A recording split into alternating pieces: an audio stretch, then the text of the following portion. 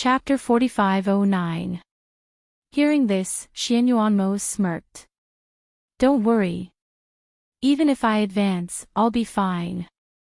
Furthermore, we haven't found the children yet. Where would we find the time to stop and refine pills and advance? Fingzhou wanted to say something, but he held her hand and stood up. Let's go to the mortal world to look for them. He waved his hand and a whirlpool appeared beside him. Then, he led her into the whirlpool. As the two disappeared into the whirlpool also disappeared in the air as if it had never appeared. 3 months later, in the evening, a carriage was moving along the mountain road. Seeing that there was no one around, 17, who was driving the carriage, raised his guard. Seeing that the sky was gradually darkening, 17 said to the 3 people in the carriage, Young Master Hao, it's getting dark. Shall we find a place to rest for the night? Shall we continue tomorrow? In the carriage, Muqin held a night pearl in his hand and shone it on the side. Yu sat obediently at the side and didn't make a fuss. Hao sat between the two of them and was looking at a map. Hearing 17's words, Hao moved his hand on the map and said, No need. Continue along this road and stop when we reach the end. Yes. 17 replied respectfully and continued to drive the carriage forward. Big brother, is there no road here? Muqin pointed at the place on the map and asked. No, it's just that after we reach here, the carriage can't move. We have to walk. Look here, as long as we cross these mountains, we can reach this sea area. The floating Fate Immortal Island is on the other side of this sea area. Hao looked at the map and taught them to look at it. In the carriage, Hao set up a soundproof enchantment and explained some things to Muqin and Muyu in detail.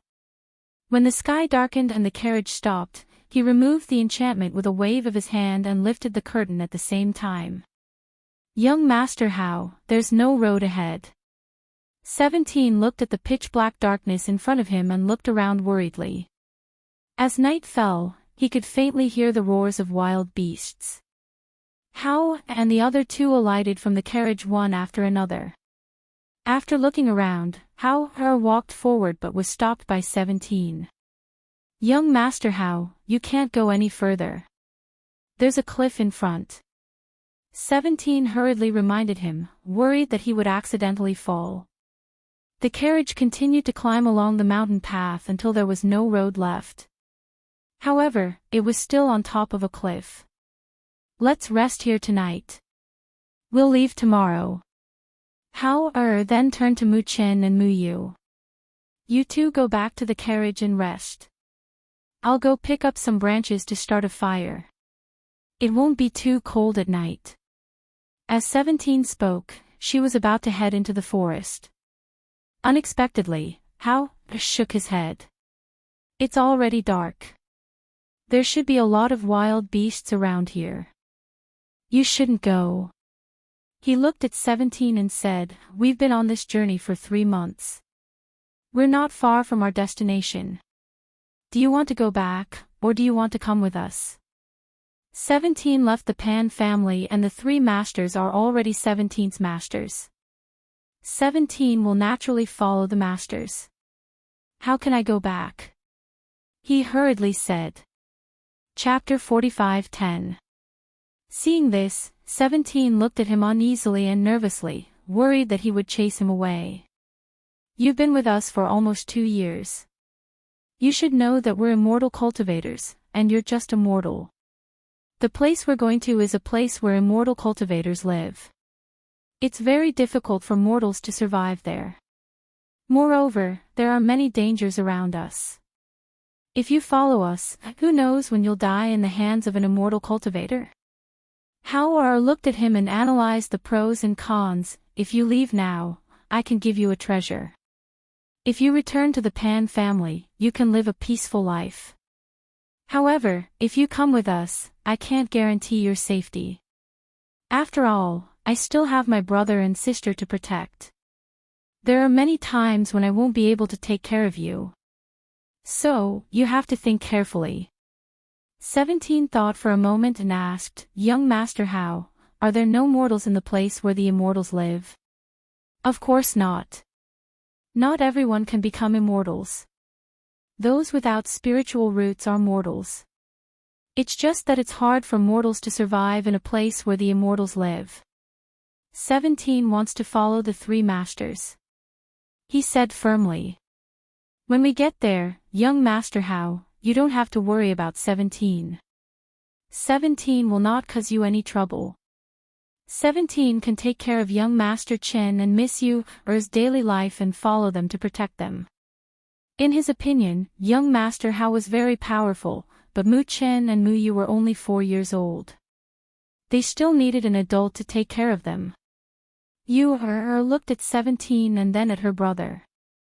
She smiled and said, "Brother, let 17 follow us. With him, I won't need you to accompany me when I go out." "All right." Hao replied and looked at 17. "Tonight, I'll tell you about some places in the immortal cultivation world. Listen carefully and remember it. When we get there, we have to be careful and keep a low profile." "Yes." 17 couldn't help but be delighted and a smile appeared on his face. That night, Mu Chen and Mu Yu slept comfortably in the carriage while Hao talked to 17 the whole night.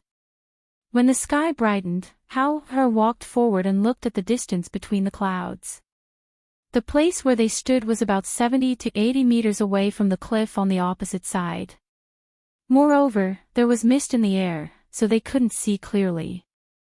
Hao had to use his divine sense to find out the distance.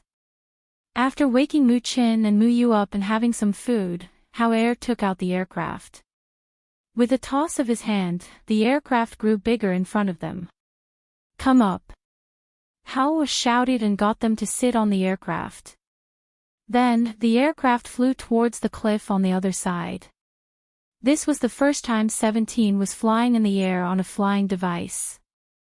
Even though he was a grown man, his face was still pale with fright. Both of his hands were tightly gripping the edges of the flying device. Hee. 17's face turned pale from fright. Yu was all smiles as she looked at his nervous face. She herself wasn't afraid, instead she was very curious as she looked all around. She and her brother had aircraft too. However, Big Brother had instructed him not to take it out casually. Chapter 45:11. When he stood on the ground, 17's legs were weak, and his face was slightly pale. He never thought that he would fly in the sky one day. That kind of excitement made his hair stand on end, even though he had undergone special training. Looking at the three little masters, each one more calm than the other, he couldn't help but feel that he was really too useless. Hao looked at the endless sea in front of him and said, "Let's rest first. The floating Fate Immortal Island is on the other side of the sea, but it's a little far away." "Big Brother, are we still going to take the flying device?" Yu asked. "Yes, we can only go there by flying device." Hao nodded and looked at them. "Let's rest first and eat something." He turned to 17 and asked, "Are you okay?" "Young Master Hao, don't worry. I'm fine." It was his first time flying in the sky, so he wasn't used to it yet. However, he would get used to it after a while. They rested by the sea for a while. After noon, Hao continued to take them to the surface of the sea in the aircraft, preparing to cross the seemingly endless sea.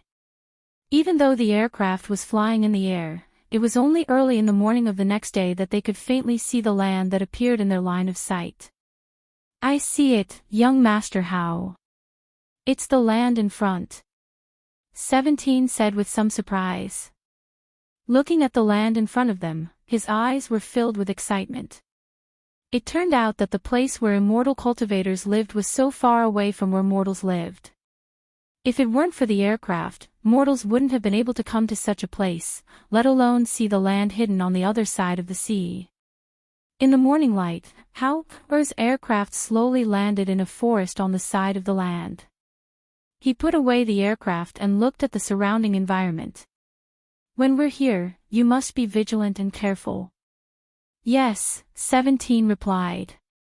Okay. Mu-Chen and Mu-Yu also responded. Seeing him take out the map and check it, Mu-Chen asked, Big brother, are we in the forest now? Why don't we use the aircraft to fly out of here? Hao-Er looked at the map and frowned. This map only shows how to get to the floating Fate Immortal Island. As for the route here, it's blank. The Golden Toad Demon probably never left, so it wasn't drawn. He raised his head to look at Mu-Chen. Moreover, if the aircraft is seen by those who are stronger than us, it's hard to guarantee that they won't be greedy for it. That's why it's best to avoid using it when we're here. Hearing this, they nodded and came to a realization. We came here mainly to find out how to get back. Now that we're here and in this forest, it's a good opportunity to bring you guys to gain experience in this forest and increase your combat power. Hao-Er looked at them as he spoke. He put away the map and led them into the forest. This was a training forest. Back then, the Golden Toad Demon had cultivated here for 500 years. Therefore, there were many ferocious beasts and demonic beasts here. In the early morning forest, the faint roars of ferocious beasts could be heard, as well as the chirping of birds on the branches. 3 children and an adult were shuttling through the forest where the weeds were half the height of a person. It was a very strange scene. Roar. Chapter 45:12. Be careful. 17 cried out in alarm. Shielding the 2 little ones behind him, he pulled out the sword from his waist and slashed towards that huge tusked boar. Clang! However, when he slashed with his sword, it made a clanging sound as if he was slashing an iron plate. The hand holding the sword was shaken to the point of pain. Just when he was in a daze, he saw Mu-Chen leaping up. His small body directly sat on the back of that tusked boar. The dagger in his hand was filled with a breath that was visible to the naked eye, and with a speed that was too fast for the ears to cover, he stabbed towards the bottom of its neck. Whoosh! Roar! The sharp blade pierced through and was fiercely pulled out. Fresh blood spurted out like a pillar of blood. The wild tusked boar howled miserably and fiercely flung away the small figure riding on its back. Seeing Mu-Chen being thrown away, Hao-Er's heart was raised. He wanted to go forward to help, but he forcefully restrained himself. This was only a low-level ordinary beast. If they couldn't even defeat this ordinary beast, then there was no need to talk about any experience. Brother, be careful. Yu-Er softly called out. Seeing him being thrown down, and that beast once again bumping towards the direction where he was thrown, she hurriedly rushed forward. At the same time, she pulled out her dagger and at the same time, her small figure actually drilled towards the bottom of that beast, directly stabbing upwards from below. Yu-Er. Hao-Er didn't expect that she would actually be so daring. He was so scared that his whole body was covered in cold sweat. He took a step forward, but when he saw her stabbing the neck of that beast with her dagger, blood splashing all over her body, he stopped in his tracks. However, his heart was in his throat. Only when he saw her drilled out from under that beast and retreated, did he finally relax. When Mu-Chen was thrown away, he jumped high in the air. His small body somersaulted in midair and steadily landed on the ground. When he saw his little sister drilled under that beast without any regard for her life, he was so scared that his face turned pale. Roar! That tusked boar howled. Because of the 2 daggers stabbing its vital points, blood gushed out. Following the loss of blood, its 4 hooves were somewhat weak. Its huge body swayed and hit a tree at the side, crushing it before it got up again. When Mu-Chen saw this, he immediately rode up and dug out the crystal core from the beast's head. As the crystal core was dug out, the huge beast also fell with a loud crash. Bang! A heavy sound rang out, and even the ground shook slightly. Hao-Er looked at this scene and at the same time, at his brother and sisters full of satisfaction and joy. Although the two of them were only 4 years old, their courage and insight had been honed. They were also very agile. With their strength and their small bodies, it was already very impressive for them to be able to kill this low-level tusked boar. Compared to Howe's, 17 was stunned. He says of his heart, S. Was this really something a 3 or 4-year-old child could do? Big brother, we can protect ourselves when we encounter danger. Chapter 45:13. Looking at them, 17 couldn't help but swallow his saliva. He only knew that the two little masters in front of him had really refreshed his worldview and understanding. In contrast, the skills and fighting strength he was so proud of were actually too weak compared to them. Thinking that he couldn't even compare to a 4-year-old child, he couldn't help but burst into tears. As it turned out, he was the one who should be protected. Only heaven knew that he had been protecting these two little masters all along the way, but now, he suddenly felt so useless. What should he do? Miss you, Master Chin, why are you so powerful? He faintly asked, looking as if he had suffered a blow. Because we were personally taught by Big Brother. Big Brother told us that when dealing with a ferocious beast, we have to attack its fatal points. You said with a smile. Looking at 17, she said, this boar is a low-level ferocious beast, but it's a metal-attributed ferocious beast. Its skin is very hard and also very sturdy. Cutting its skin won't hurt it. You can only attack below its neck. That's its fatal point. Only by attacking its fatal point can you kill it. 17's eyes lit up. So that's how it is. 17, cut some meat from this boar and roast it. The ferocious beast's meat has a spiritual aura. Eating it can strengthen one's body. Hao said, letting him cut some meat from the boar first. Yes. 17 hurriedly responded. Hao walked forward and came to Yu's side. With a cold face, he said, Yu, do you know that what you did just now was very dangerous? If you didn't dodge from under that boar, do you know that you would have been trampled to death? Yu lowered her head and whispered, but I could have dodged. Then what if you couldn't? Hao's face was stiff, and his voice was cold. No matter what you do, you can't put yourself in danger. Haven't I taught you before? Hearing this, Yu's head hung even lower.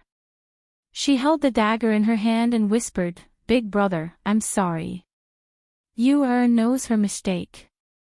Yu won't do it again. Little sister, do you know that you scared me just now?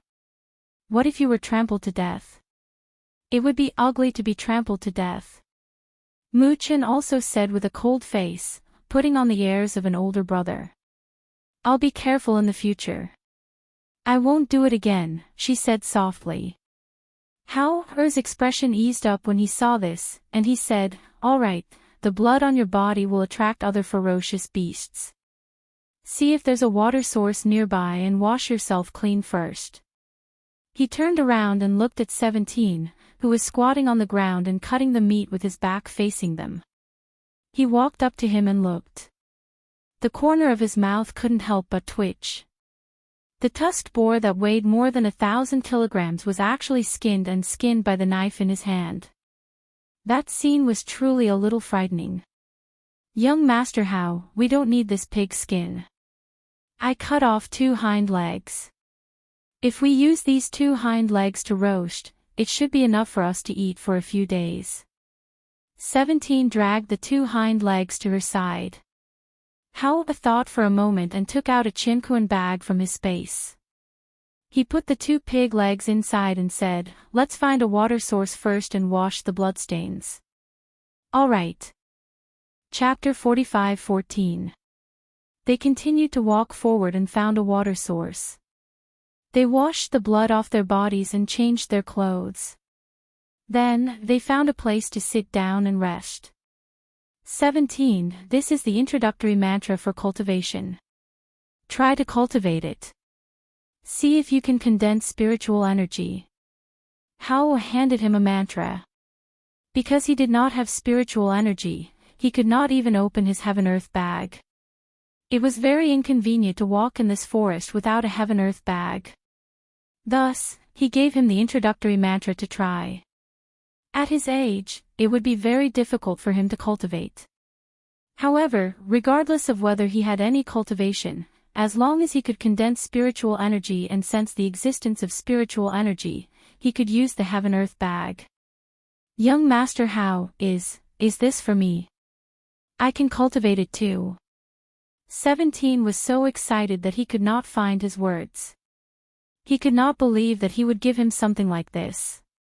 This is a more common introductory mantra in the cultivation world.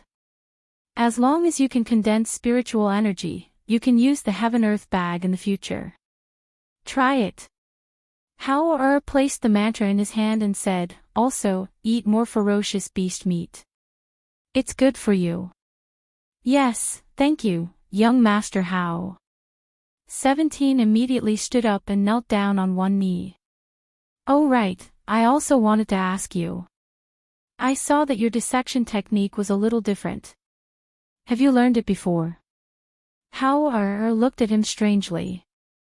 Thinking about the scene of flesh and bone returning to bone, he felt a little strange.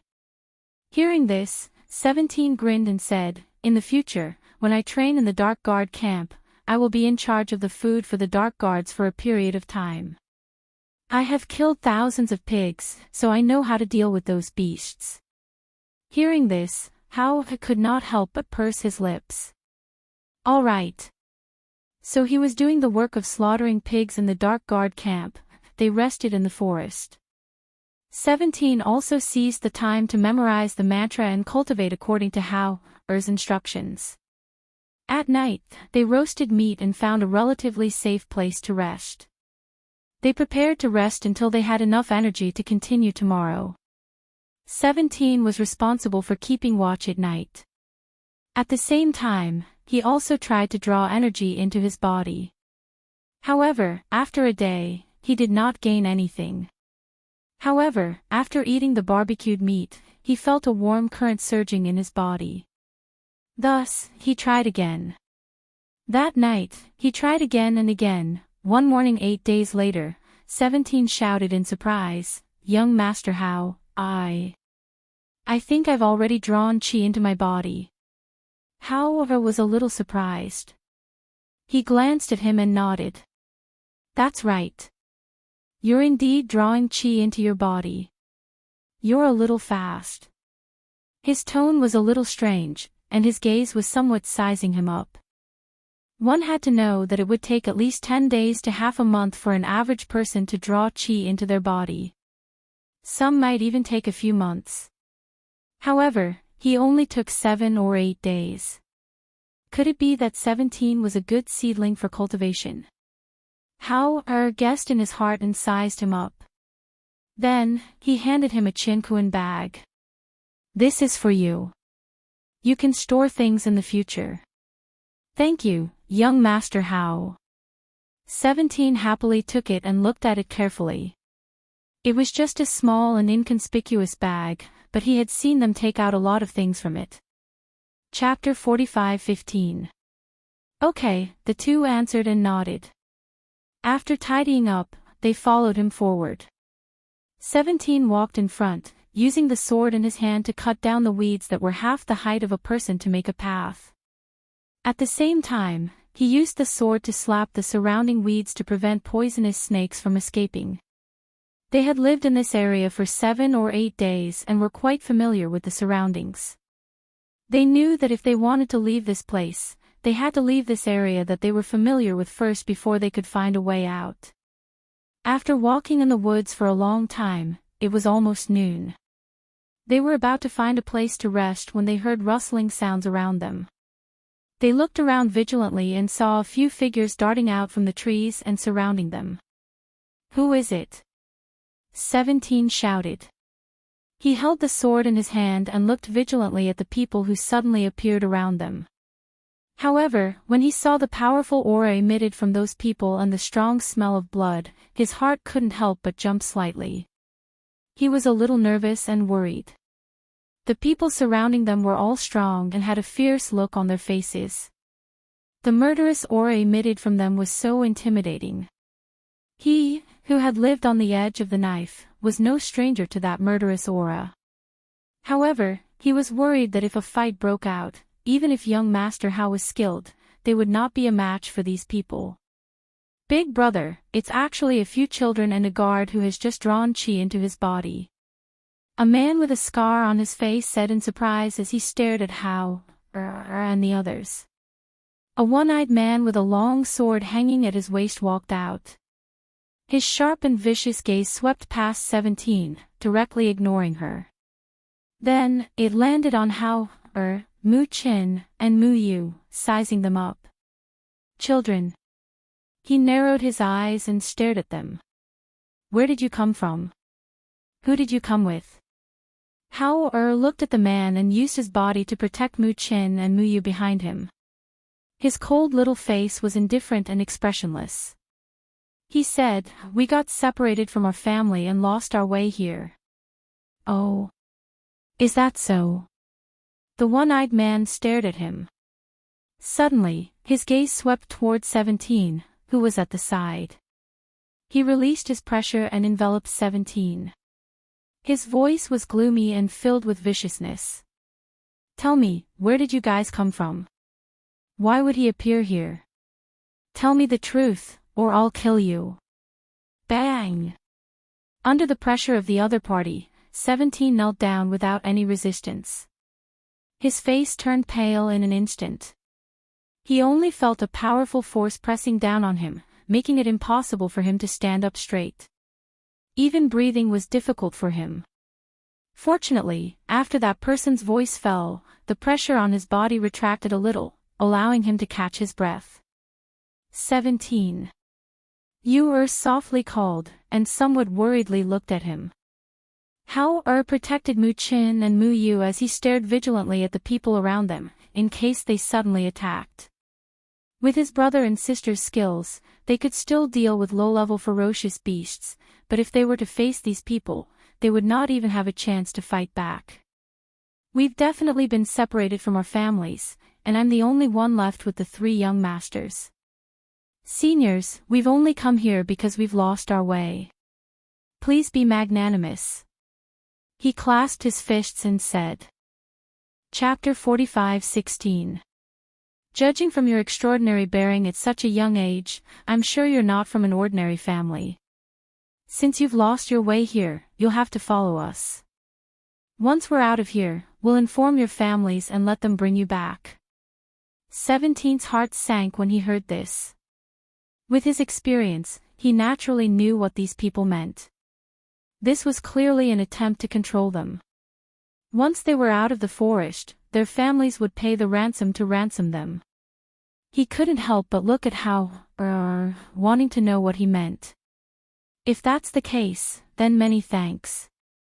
Hao looked at the one-eyed man and said, when we get home, we'll definitely let our parents thank all of you. He revealed a relieved smile, as if he was happy that they were willing to escort them out of the city. Yu blinked and asked innocently, Big brother, does that mean we don't have to be afraid of those frightening beasts anymore? With Uncle and the rest protecting us, we won't be eaten by the beasts, right? Yes, they're very powerful. If we follow them, we won't be eaten by the beasts. Hao looked back at the 2 of them and said. 17 heard their words and understood Hao's meaning. He immediately cupped his hands and said to the man, Thank you, senior. We'll have to trouble you all along the way.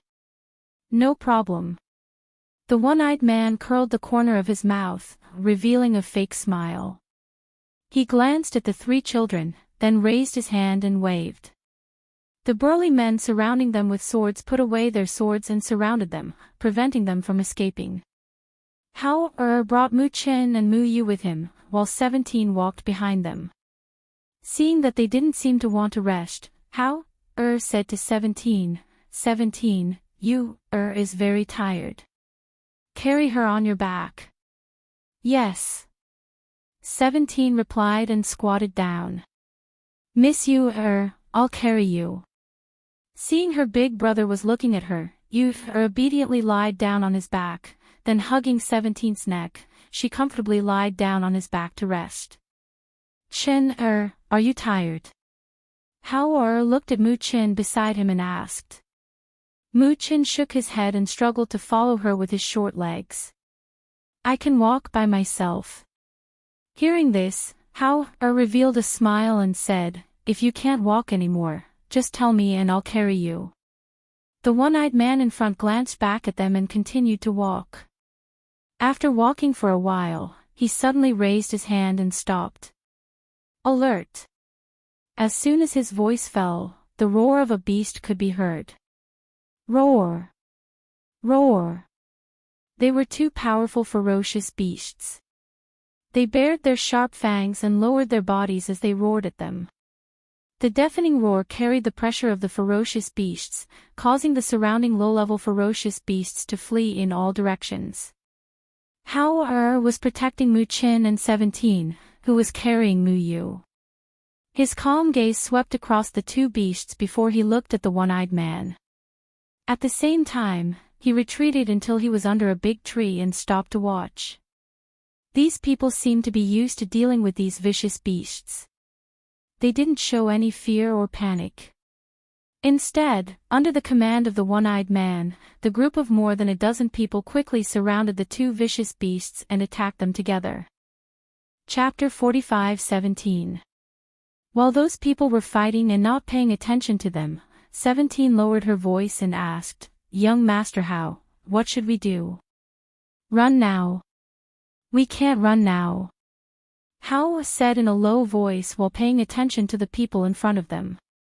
He said, that one-eyed guy has been staring at us. We can't escape now. If we do, we'll offend them and they'll want to kill us. Let's wait for an opportunity. He paused and lowered his voice again. Before that, we have to lower their guard. When the time is right, it won't be too late to run. Okay.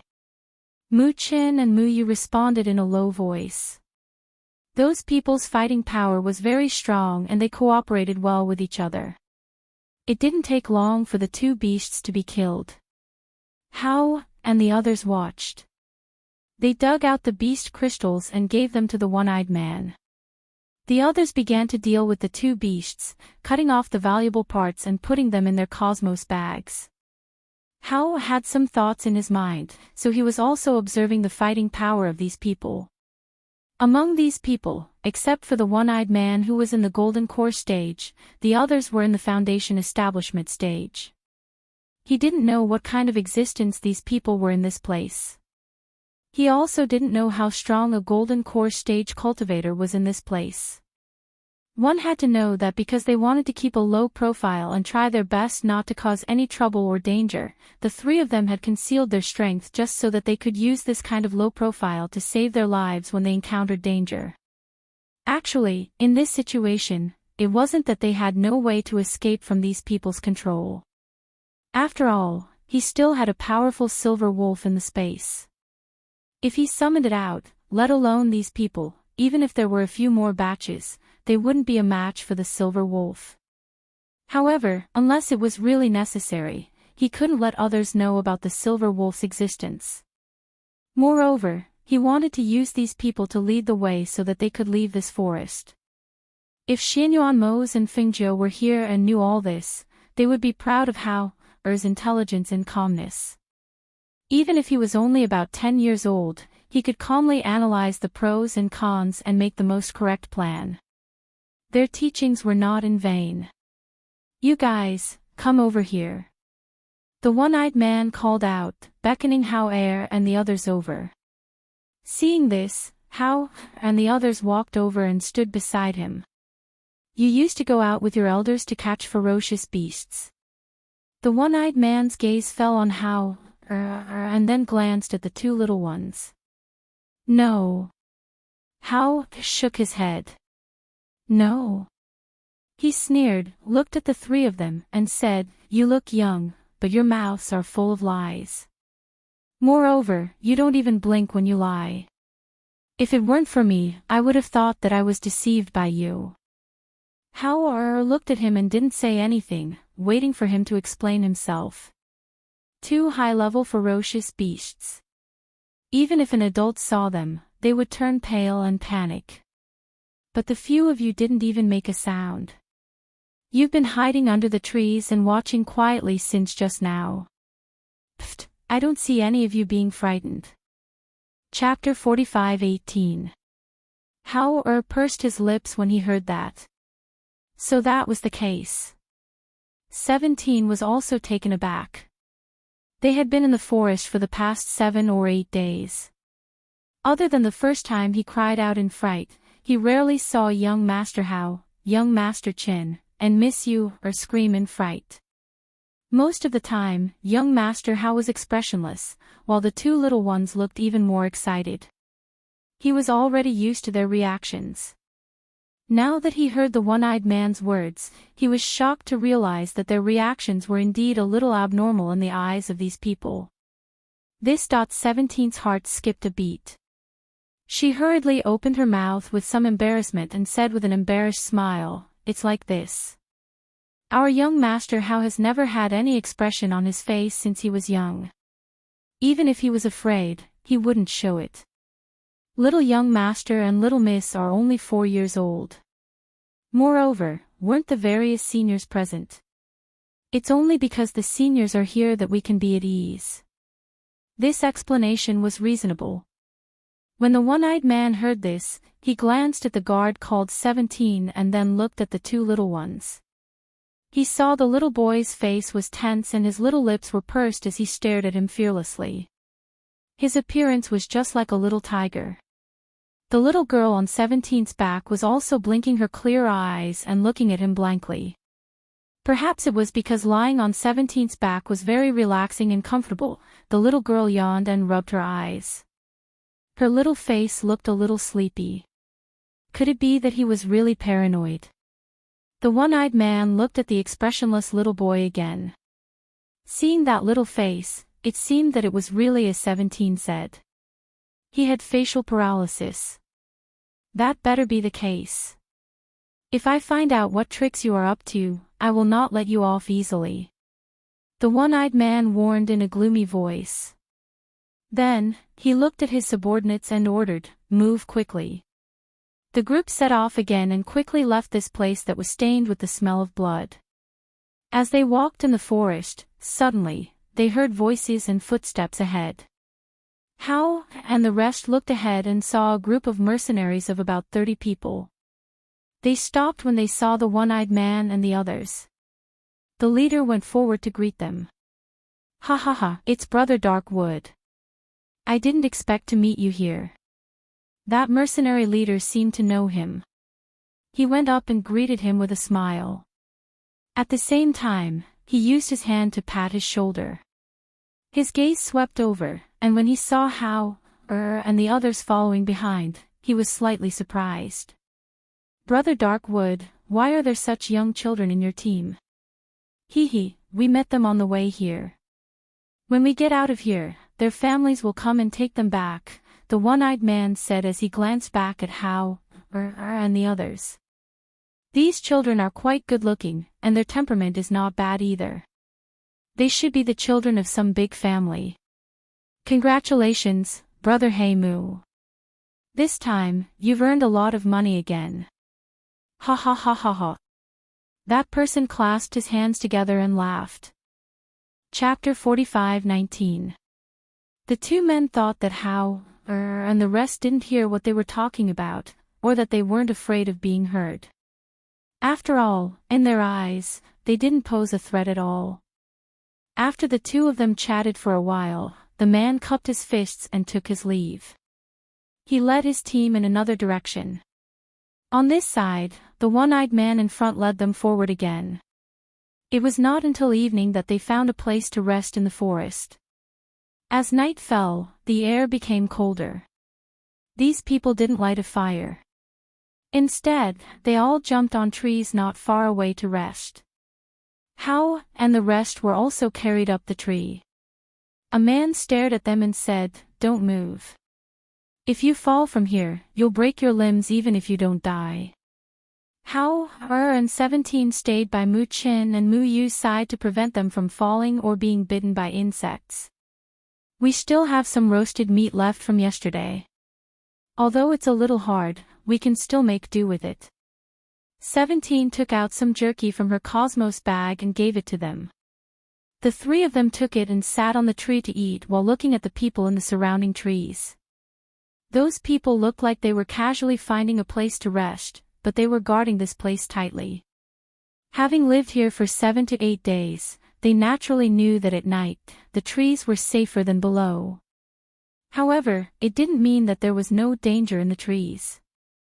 After all, there were occasionally poisonous snakes coiled around the branches, ready to take their lives at any time.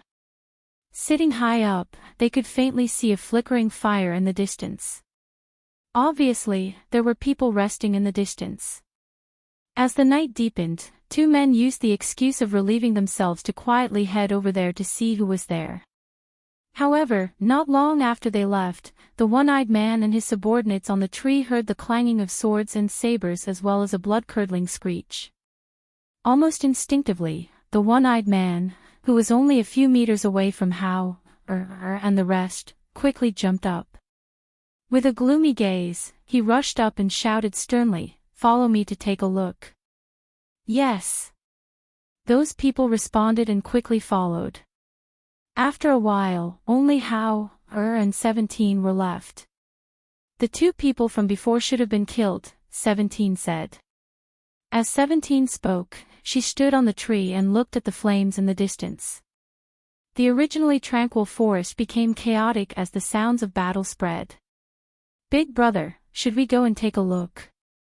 Yu asked softly. She also looked into the distance like 17. However, she was small and couldn't see anything. She only heard the clanging of swords and screams in the forest. "Let's go later to avoid being accidentally injured by the sword aura," Hao said and asked them to wait while carefully listening to the movement in front of them. The sounds of battle continued for quite a while, accompanied by screams from time to time. They couldn't see it from where they were, but when they heard the screams, they tensed up and zessed. Chapter 45-20. Blood seeped out of the one-eyed man's body and dripped down. As he approached, the smell of blood in the air became heavier.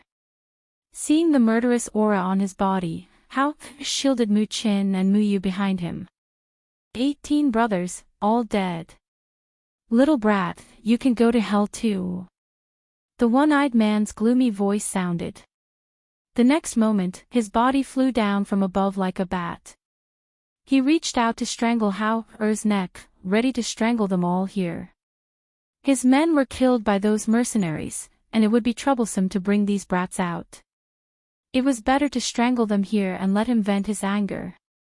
Seeing the rising murderous aura on his body, Hao's eyes turned cold and he shouted, "Back off."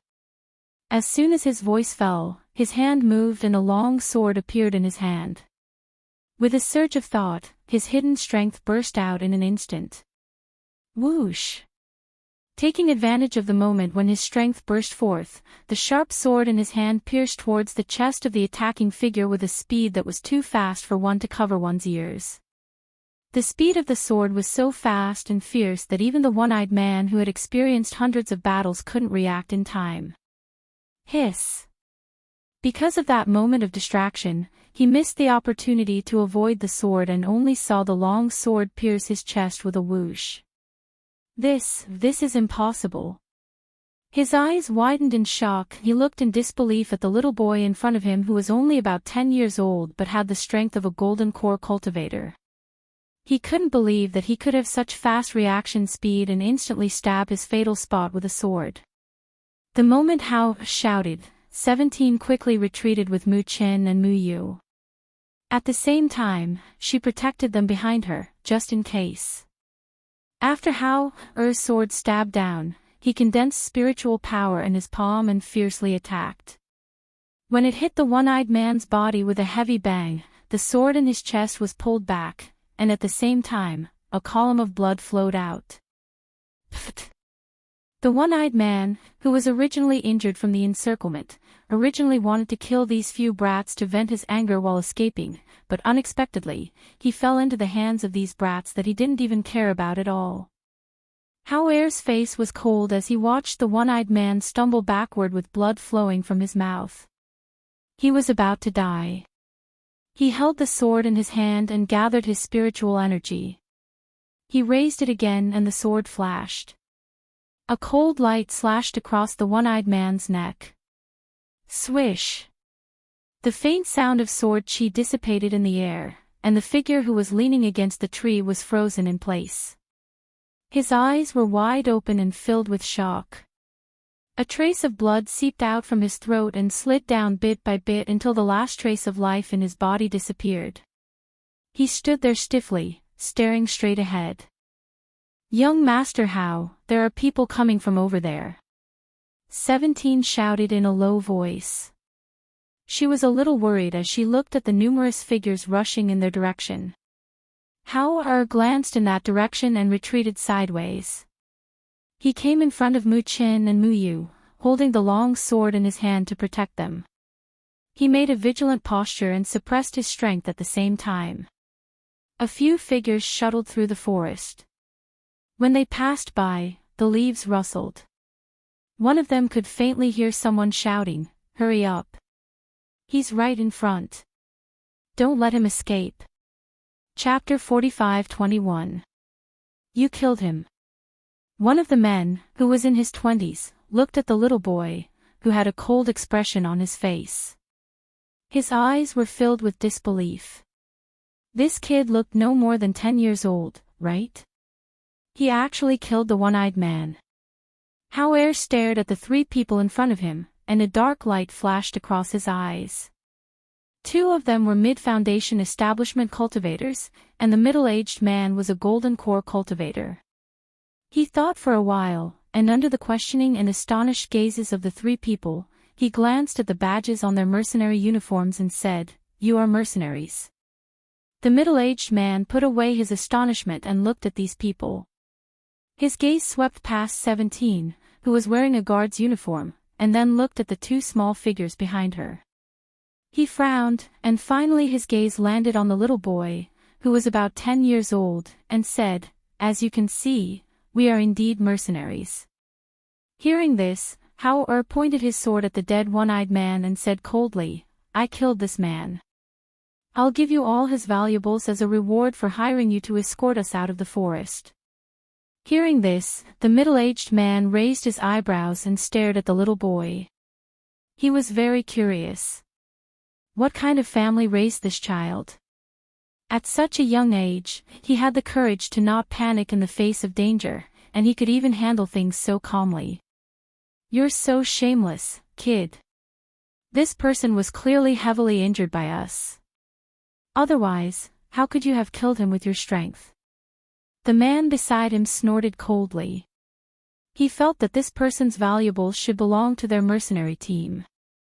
Howard's gaze landed on that person, and he said, "He died under my sword."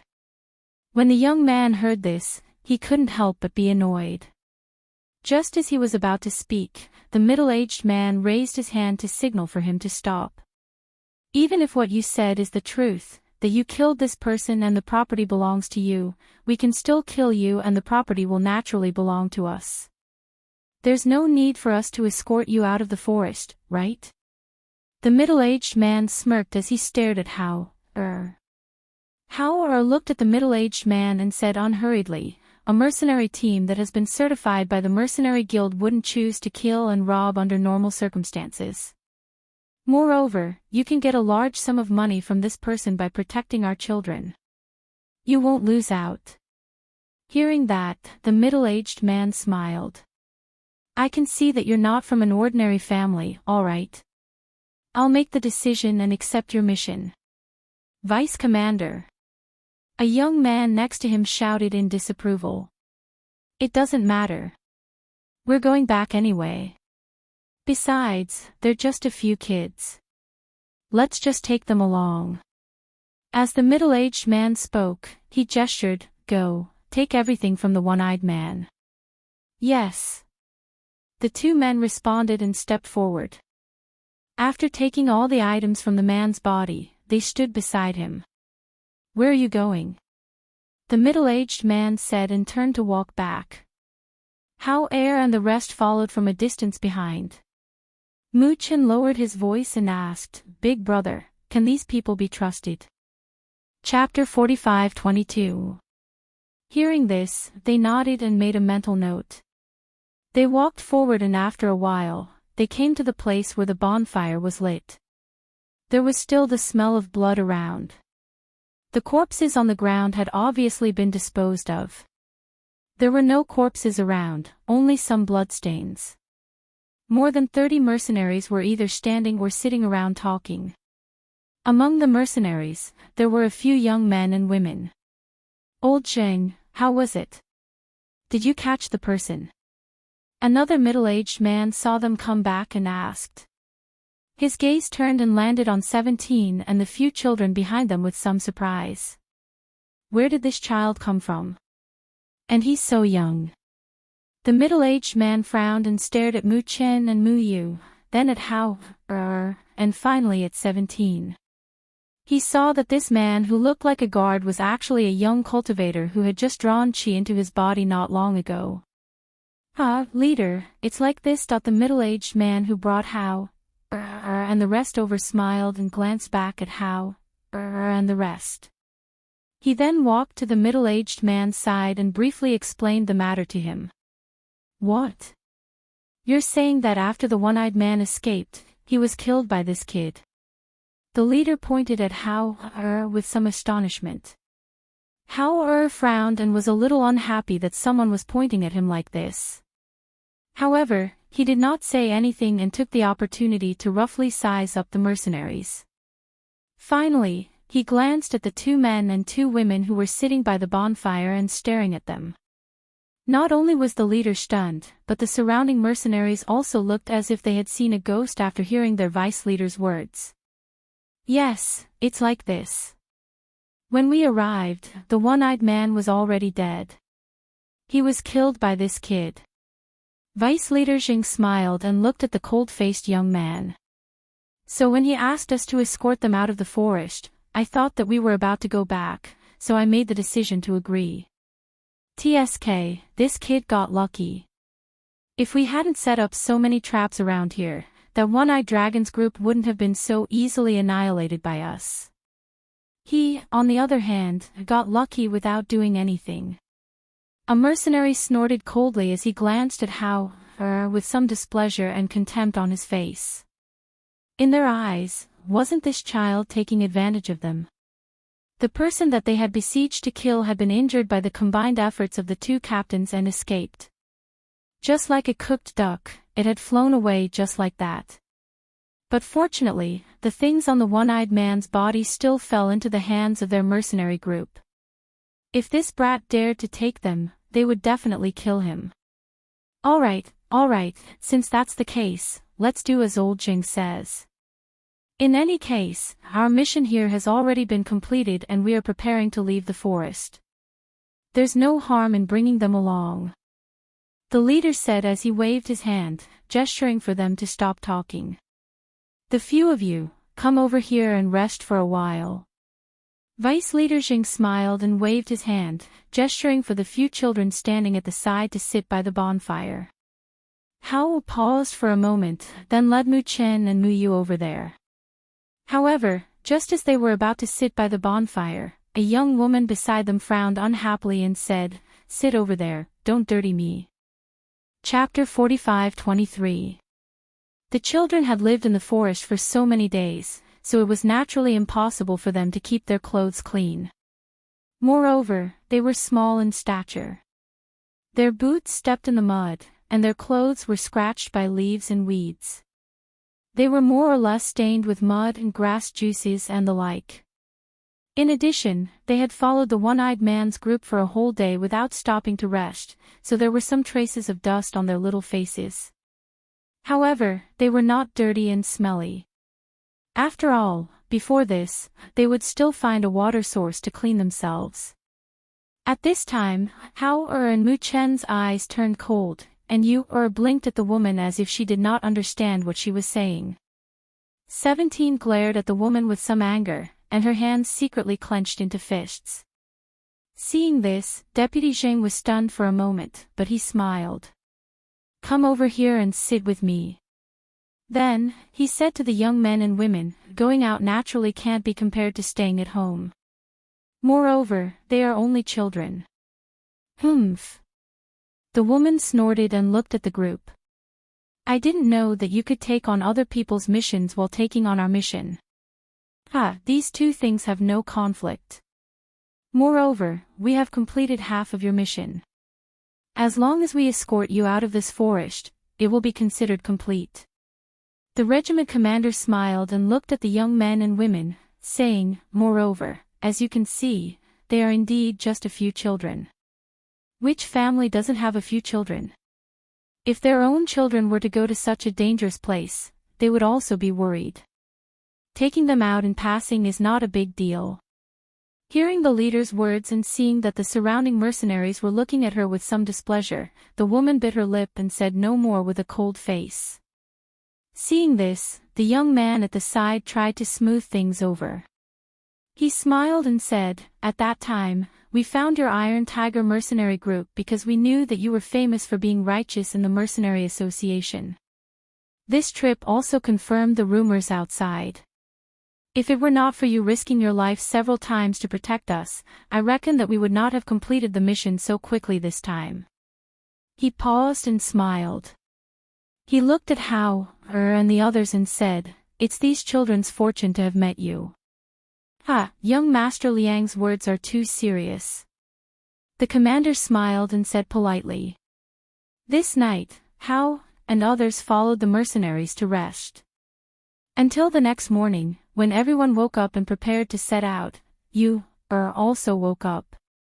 Rubbing her belly, she said, "Big brother, I want to relieve myself. I'll go with you." Hao stood up, took her hand and was about to leave when a woman's voice sounded. "I'm also going to relieve myself. Why don't you let me bring her along? After all, she's a little girl. Even if you're her brother, it's not convenient for you to follow her." The woman from last night stood up and fixed her hair as she looked at Hao and Mu Yu. "No need," Hao said coldly. You little boy, are you still angry about what happened last night?"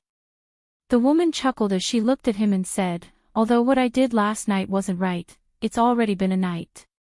Why are you still holding on to it?" Chapter 45-24. That woman bent her waist and asked while looking at Mu Yu with a sweet smile.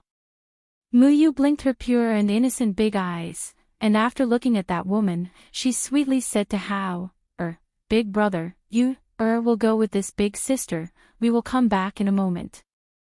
Hearing this, Hao pursed his lips, paused for a moment, then said, "Go. Don't go too far." Yu nodded her head with a smile, then looking at that woman, she revealed a pure and harmless smile. "Big sister, let's go." "Okay."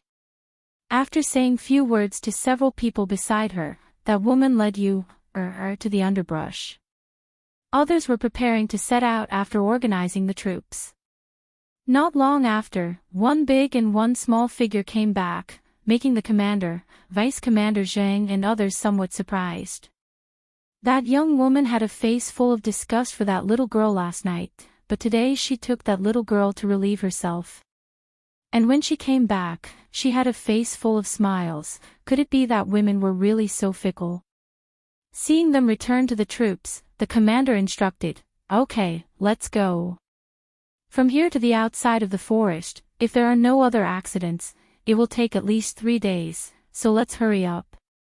A group of people set out again. Those few young men and women were protected in the middle of the troops. And originally Hao and others were also called to the middle by Vice Commander Zhang, but Hao tactfully refused with the reason that his sister-in-law was still young and their speed was not fast. So they gradually fell behind and followed behind the troops. Looking at those few children who fell behind, a touch of coldness flashed through the eyes of that woman in front, and her lips revealed a malicious smile, but that smile disappeared in a flash, so fast that people were unable to perceive it. You went with that woman over there, she didn't do anything, right? Hal lowered his voice and asked. You looked ahead with a smile, as if she had found something fun, then said in a low voice, Big brother, that big sister is a bad person, she quietly sprinkled medicinal powder on you, thinking that you, didn't discover it, but you, discovered it. Isn't you, very smart? Her little face was full of smiles, raising a proud smile. Her beautiful eyes curved into crescents because of her smile, looking very cute and likable. However, when Hao, Mu Chen and 17 heard her words, the three people's faces changed. Just as they were about to ask, they saw her use a finger to her pink little mouth, making a shushing gesture. Her beautiful eyes flashed cunningly, like a naughty little fox. She whispered to them, You, took advantage of her peeing, when she was relieving herself. I stole her medicine and sprinkled it on her body when she wasn't paying attention. Hearing this, the three of them were stunned for a moment as if they didn't believe it. However, in a moment of urgency, Hao quickly took a step back and sized her up. Taking advantage of the fact that the people in front of them weren't paying attention to them, he leaned forward and sniffed her body. You, use you, brother. What use will it be? Chapter 45-25. Hao helped Mu Yu take off her clothes and put on a new one. Luckily, that woman had only sprinkled the medicine on her outer clothes. After changing her outer clothes, the smell on her body disappeared. It was still the same pink dress, but the one she changed out of wasn't washed, so it was a little dirty. However, it looked about the same as before.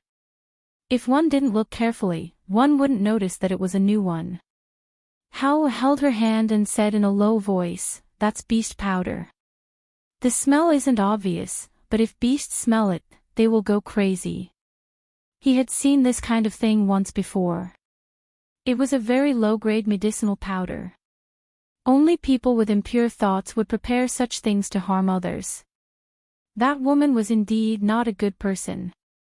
Thinking about how you had sprinkled medicine on that woman, he pursed his lips. At that time, he would see how she would reap the consequences of her own actions.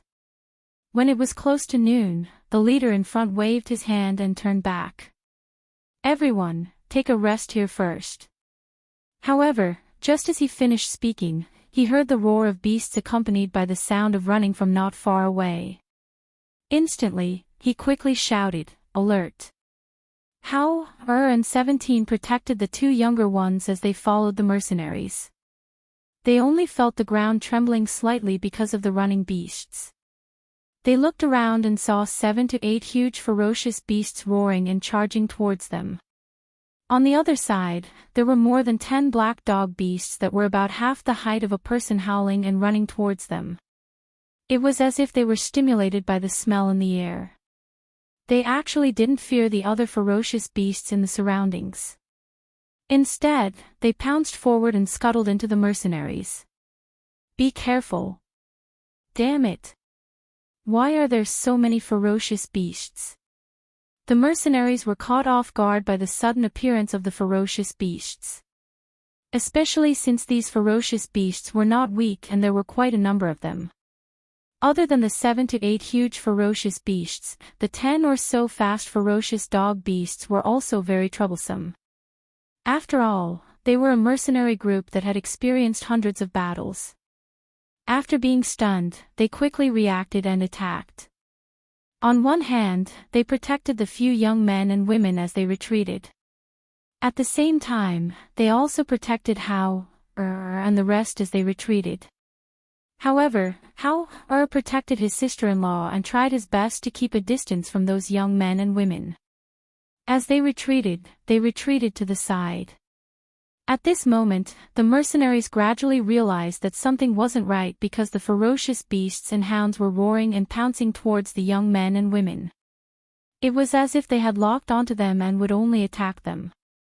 Unfortunately, they were protected by the mercenaries in the middle, and the ferocious beasts and hounds were unable to break through the mercenaries' defensive circle for a while. Of course, there were always accidents.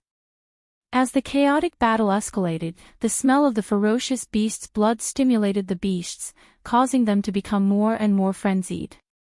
Suddenly, a black dog rushed forward, opened its mouth and bit the young woman's calf, then pulled her back. Ah! No! Save her! Save her! For a moment, seeing the woman being dragged out, the young men and women all cried out in alarm. They wanted to rush forward to save her, but they were scared off by the fierce beasts that pounced on them. Chapter 45:26. But in the next moment, when they saw the canine beast pouncing on the woman with its front paws while its lower body made a harmonious movement, they were all stunned. What was going on? Ah! Help! Help me! The woman's shrill scream pulled them back from their shock. They saw the canine beast's sharp claws deeply piercing the woman's shoulder and pinning her to the ground with a crazed look as if it had eaten ecstasy. But in the blink of an eye, the canine beast was knocked away by a giant ferocious beast. That giant ferocious beast pressed forward and tore the woman's outer clothes to pieces with its claws, leaving only her blood-stained inner clothes. But because her outer clothes were torn apart and flying to the side, the beasts quickly pounced on it and tore it open, giving the mercenaries a chance to save her. Hao Mu Chen, 17, and Yu looked at this scene with some astonishment. But compared to the astonishment of the three, Yu was more curious and innocent. Hao retracted his gaze and looked at Yu asking, Yu did you really only sprinkle her medicine?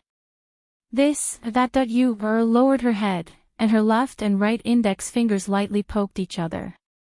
Finally, she raised her head, and blinking her pair of innocent and pure big eyes, she said in a low voice, Actually, I also sprinkled some other things on her. Hao's mouth twitched when he heard this. Then he knew what she had sprinkled on the woman. One must know that in their space, there were not only elixirs and medicines given by Mother, but also some self-defense medicine. But there were a few that he had instructed not to use carelessly. He did not expect you, to use them on that woman. Could it be that those beasts had gone crazy? Brother, did I do something wrong? Yu bit her lip and asked softly. Hao patted her head and said, It is impolite not to reciprocate. You did very well. Yu's eyes lit up when she heard this and her small face lit up with a happy smile. Mu Chen heard this and very much agreed with it. It was impolite not to reciprocate. That woman dared to plot against his sister, how could he not let her down if he did not teach her a lesson? On the other hand, the corners of 17's mouth twitched as she revealed an, as expected, expression.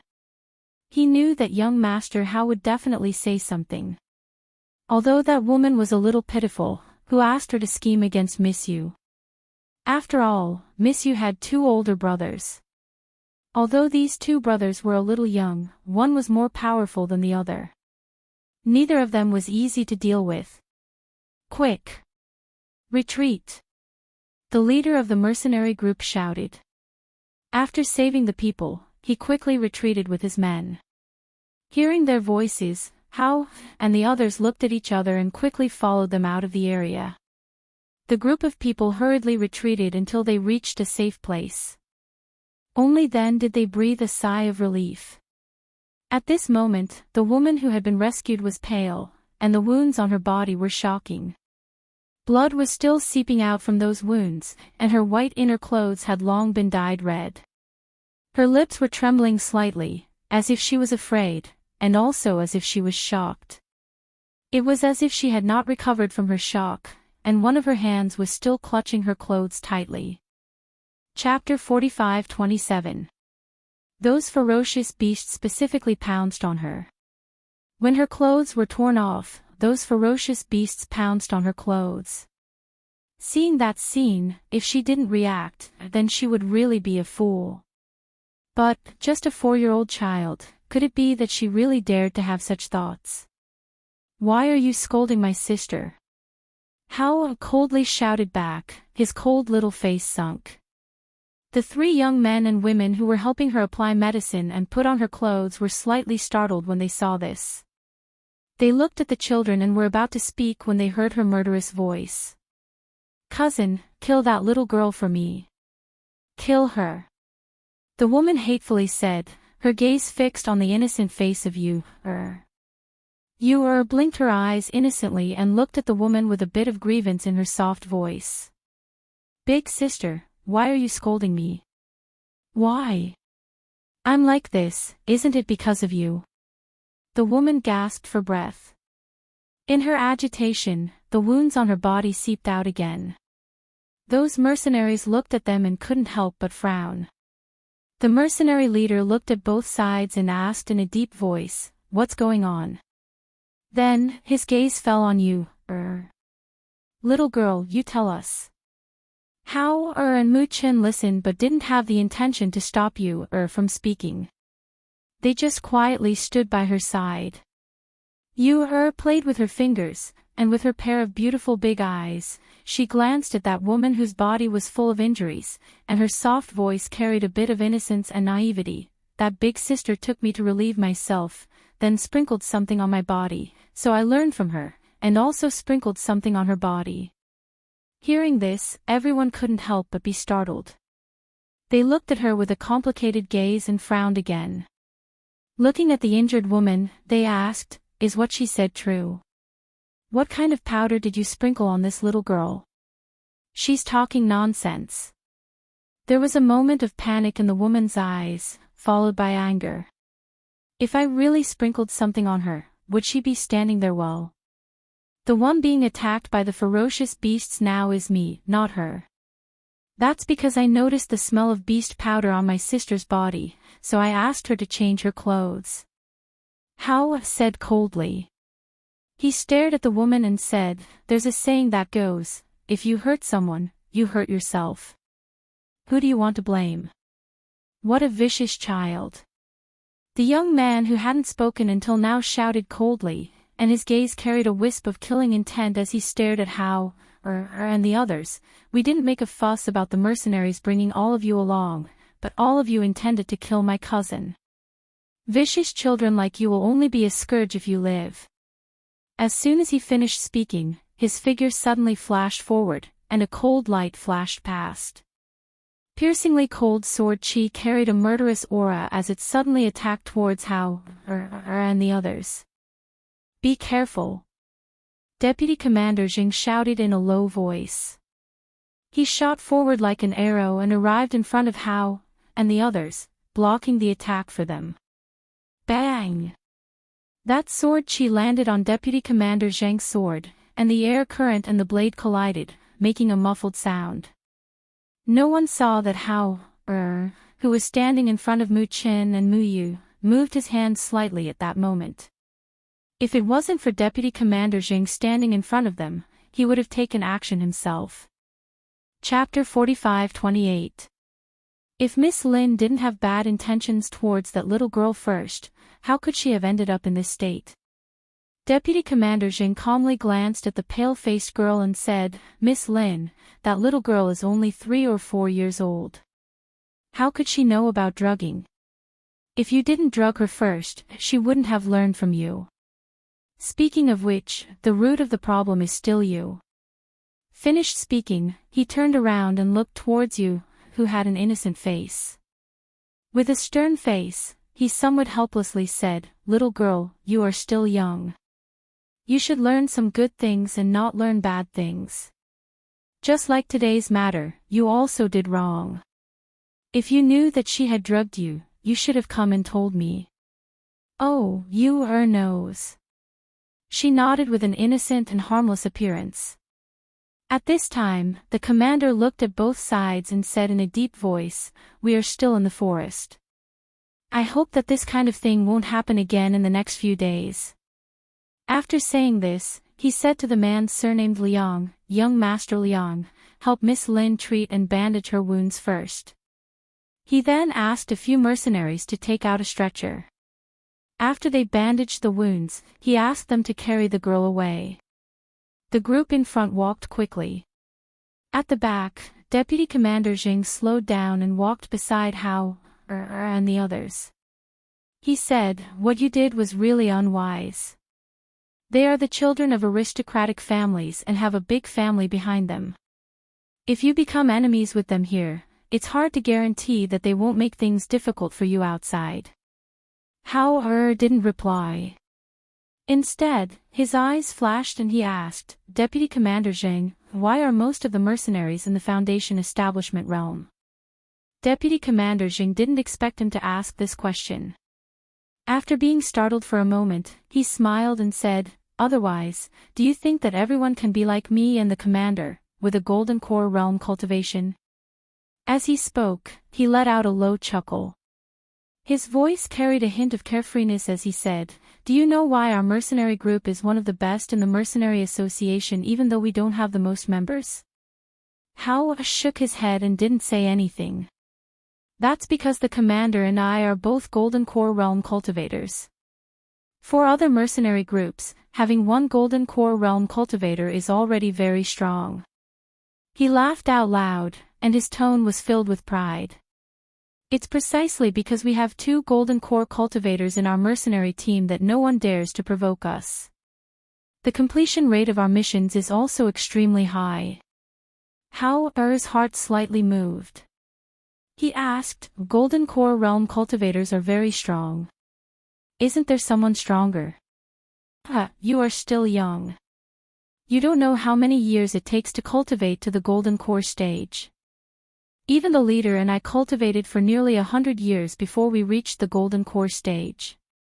As for those above the Golden Core stage, there are naturally those, but only the ancestors of some big aristocratic families or sects will appear.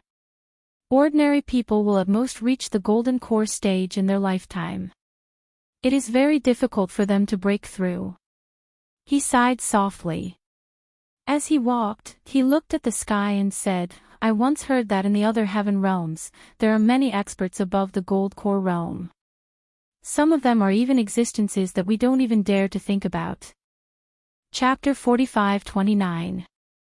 Thinking of his own strength and the snow wolf by his side, his heart calmed down a little. At least, even if they really encountered danger, he would be able to protect his younger siblings. "Then can't we go to the other regions of the heaven realm?" he asked again. "How can it be so easy? However, I heard that there will be people from the upper realm coming down to the floating margin sect every 3 years to select good seedlings and bring them to the sect. However, there are very few who can be selected." Hearing this, Hao's eyes lit up and he glanced at his younger siblings. If that was the case, then the people in the floating margin sect must know how to go to the upper realm or contact people from the upper realm. Along the way, they chatted as they walked, and Hao intentionally or unintentionally inquired about information. When Deputy Commander Jing heard his question, he felt a little strange in his heart, but he didn't think too much about it. After all, this was information that could be casually obtained outside and wasn't considered a secret. However, he was a little curious. Why was this child so interested in these things? When night fell, the group stopped to rest. Those few young men and women stared at Hao and the others from time to time, but they didn't play any tricks. Instead, some mercenaries surrounded Yu and Mu Yu and played with them. "Hey, little girl, you're called Yu." A mercenary grinned and looked at Yu, who was holding a piece of meat in her hand and biting it. Yu glanced at him and nodded with a smile. "Yes, I'm called Yu. Uncle can also call me Yu. Yu, why are you here? Where is your home? Do you know what your father's name is?" Another mercenary asked. Yu bit the meat, and as if a small squirrel chewing, her pair of beautiful eyes blinked while looking at them. After she swallowed the meat in her mouth, she softly said, Big Brother said, when eating, don't talk to other people. After speaking, she continued to hold the meat wrapped in leaves and continued to chew. When the surrounding mercenaries heard this, they were stunned for a moment. Then, they laughed and didn't ask any more questions. However, pairs of eyes were still looking at the three children. She didn't know when she hadn't interacted with them before, but after interacting with them for a day, she realized that these three children seemed to have become spirits. Even if she wanted to get anything out of them, it seemed that she couldn't get anything out of them. The next few days were peaceful until one day, under the guidance of the mercenaries, the group finally left the forest and saw the flat road outside. "He's out." Deputy Commander Jing smiled and looked at Hao and the others, asking, "What do you plan to do next? Are you coming with us to the city or going home?" Hao thought about it and said, "We'll follow you all into the city." "All right, we'll take you with us on our swords. We'll arrive around noon," Vice Regiment Commander Jing said with a smile. After exchanging a few words with the regiment commander, the entire group flew on their swords and headed towards the city. Around noon, they arrived at the city gate. They put away their flying swords and landed on the ground. The young men and women said their goodbyes and left quickly after taking a deep look at the children. Chapter 45-30. Hao nodded. "I know. Then I'll leave first." He glanced at the children and told them to be careful. Then, he sighed and left. "Young Master Hao, are we going into the city? Or should we find another place to stay?" 17 asked. Hao looked at the city gate in front of them and said, "I've seen it all along the way. Other than this town, there are no other towns. There are only one or two small villages. Even if we want to leave for another town, we have to pass through here." He paused and thought for a moment before saying, 17, "Find a quiet courtyard after we enter the city. We won't stay in an inn. We'll rent a courtyard." "Yes." 17 responded and followed the three of them into the city. After sending them to a restaurant to eat, she quickly went to make arrangements. On the other side, in the Lin family's hall in the city, the girl surnamed Lin threw herself into her mother's arms and cried. She roughly told her parents what had happened. "Your injuries were actually caused by a child." Patriarch Lin frowned with a gloomy face. "Are you sure you didn't make a mistake? A 4-year-old child plotted against you." The girl sobbed softly and said, "I didn't expect that little girl to be so vicious. She actually poured medicine on me. If those mercenaries hadn't saved me in time, I'm afraid I would have died under the claws of those ferocious beasts. Damn it!" Patriarch Lin shouted angrily and slammed his hand on the table. "Where did these wild children come from? How dare they bully our Lin family?" He scolded angrily and asked in a deep voice with a frown, "Where are they now? Are they also in the city? They followed us back. They should have also entered the city." The girl sobbed softly and said, "Father, you must capture those children. I want to teach them a lesson and vent my anger." After hearing his daughter's words, Master Lin asked the other 3 people who were with her. Although there were some discrepancies between what his daughter had said and what she had said, it was a fact that his daughter had suffered a loss at the hands of those children. Thus, he immediately sent people to the city to look for those children. If they saw those children, they were to capture them and bring them back. On the other side, Hao and the others were eating in a restaurant. They bought some pastries and stored them in the space to bring them back. They borrowed the restaurant owner's backyard and took a hot bath. After changing their clothes, they sat in the front and waited for 17 to come back. Even in a restaurant, the 3 of them were exceptionally eye-catching. However, many people saw that the 3 children had extraordinary temperaments and thought that they should be the children of aristocratic families. They only looked at them for a while before withdrawing their gazes. Big Brother, 17 has returned. Seeing 17 walking towards them on the street, Yu happily smiled. Hao and Mu Chen looked down and knew that he had found the courtyard. Not long after, 17 came up, bowed to them, and said, "Young Master Hao, the arrangements have been made." Hao nodded. After paying the bill, he left with his sister-in-law and followed 17. Those children are really outstanding. One look and you can tell that they must be the children of aristocratic families. But the strength of that guard doesn't seem to be much. He doesn't look like a guard of an aristocratic family. Chapter 45-31.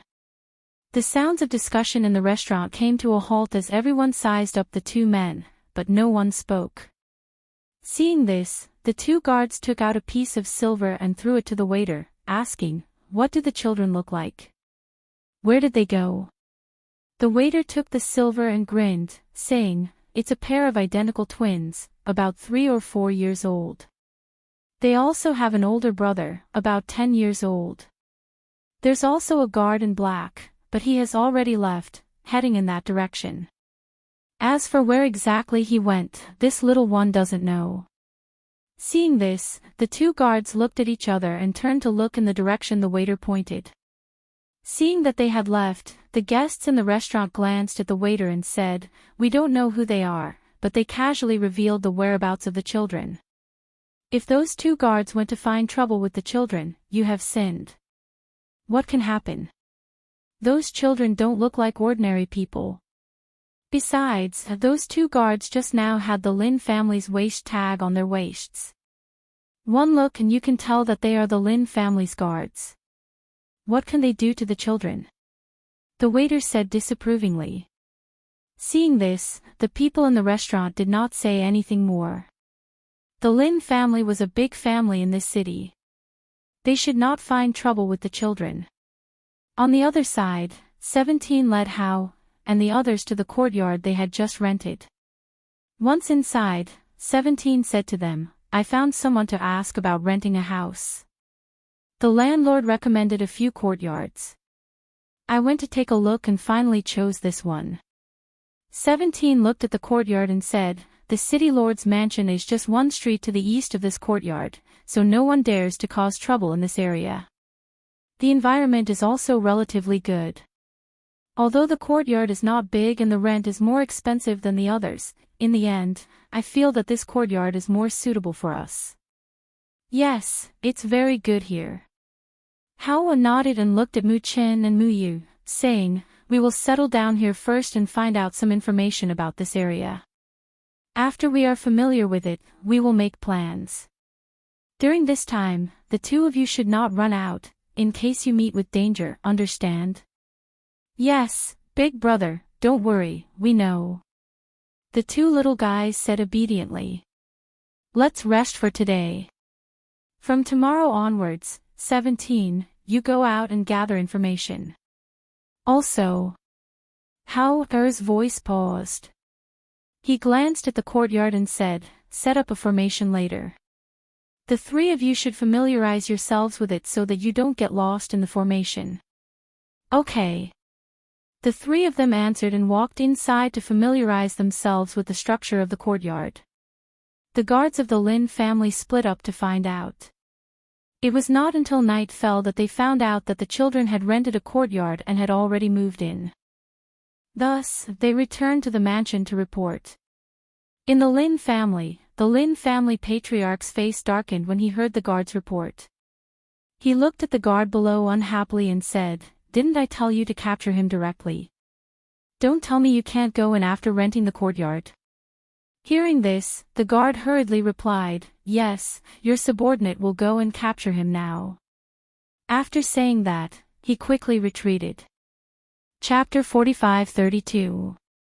17, Go and rest. Hao stood in the yard and said to 17, who was standing guard, "Young Master Hao, I'll keep watch. You go and sleep first." 17 said but did not leave. Hao shook his head and said, "It's useless for you to keep watch here. You're too weak. Even if someone comes, you won't be able to defeat them. Why don't you go and rest first and recover your energy to do other things?" Hearing this, 17 pursed her lips and finally replied, yes. She took 2 steps and stopped to ask, young master, how will someone really sneak in tonight? Would those youngsters really not let go of this matter? It doesn't matter if there is or not. How said, go. You don't have to worry here. Seeing this, 17 walked towards his room. There were only 2 courtyards in the front yard and the backyard. The front yard was the living room and there were 3 rooms in the backyard. Mu-chin and Mu-yu were still young and were used to sleeping in one room. Hao had one room for himself and the other room was given to 17. Hao sat cross-legged in front of Mu-chin and Mu-yu's room and closed his eyes to cultivate. At the same time, he released his divine sense to cover the whole yard. As the night deepened, the 4 guards quietly came to the door of the small yard. Looking at the tightly shut door, they looked at each other and jumped up to go into the yard. The yard was quiet and there was no sound at all. It was pitch black all around. They walked along the path of the front yard and prepared to go to the backyard. Unexpectedly, they circled around the front yard for a long time and still could not get out of the front yard. What's going on? Why do we keep circling around here? One of the guards was a little frightened and asked in a low voice. Oh no, I'm afraid there's a formation here. Another guard said. Didn't they say there were only 3 children and a guard who had just drawn chi into his body not long ago? How did they know how to set up a formation? Another person asked in astonishment. We can't get out of this formation. Let's retreat first and go back to report to the master. Thus, they circled around a few times before retreating back to the Lin family to report. What? There's a formation in that yard. Are you sure? When Patriarch Lin heard their report, his brows immediately furrowed. He walked in the hall with his hands behind his back. He looked at his daughter and asked, didn't you say that there were only 3 children and a guard with mediocre strength? How do they know how to set up arrays? This daughter doesn't know. They've been following the mercenaries all this time, and they haven't shown anything. The woman hurriedly said. Patriarch, I'll go take a look. A man in his 30s walked out with a confident look on his face.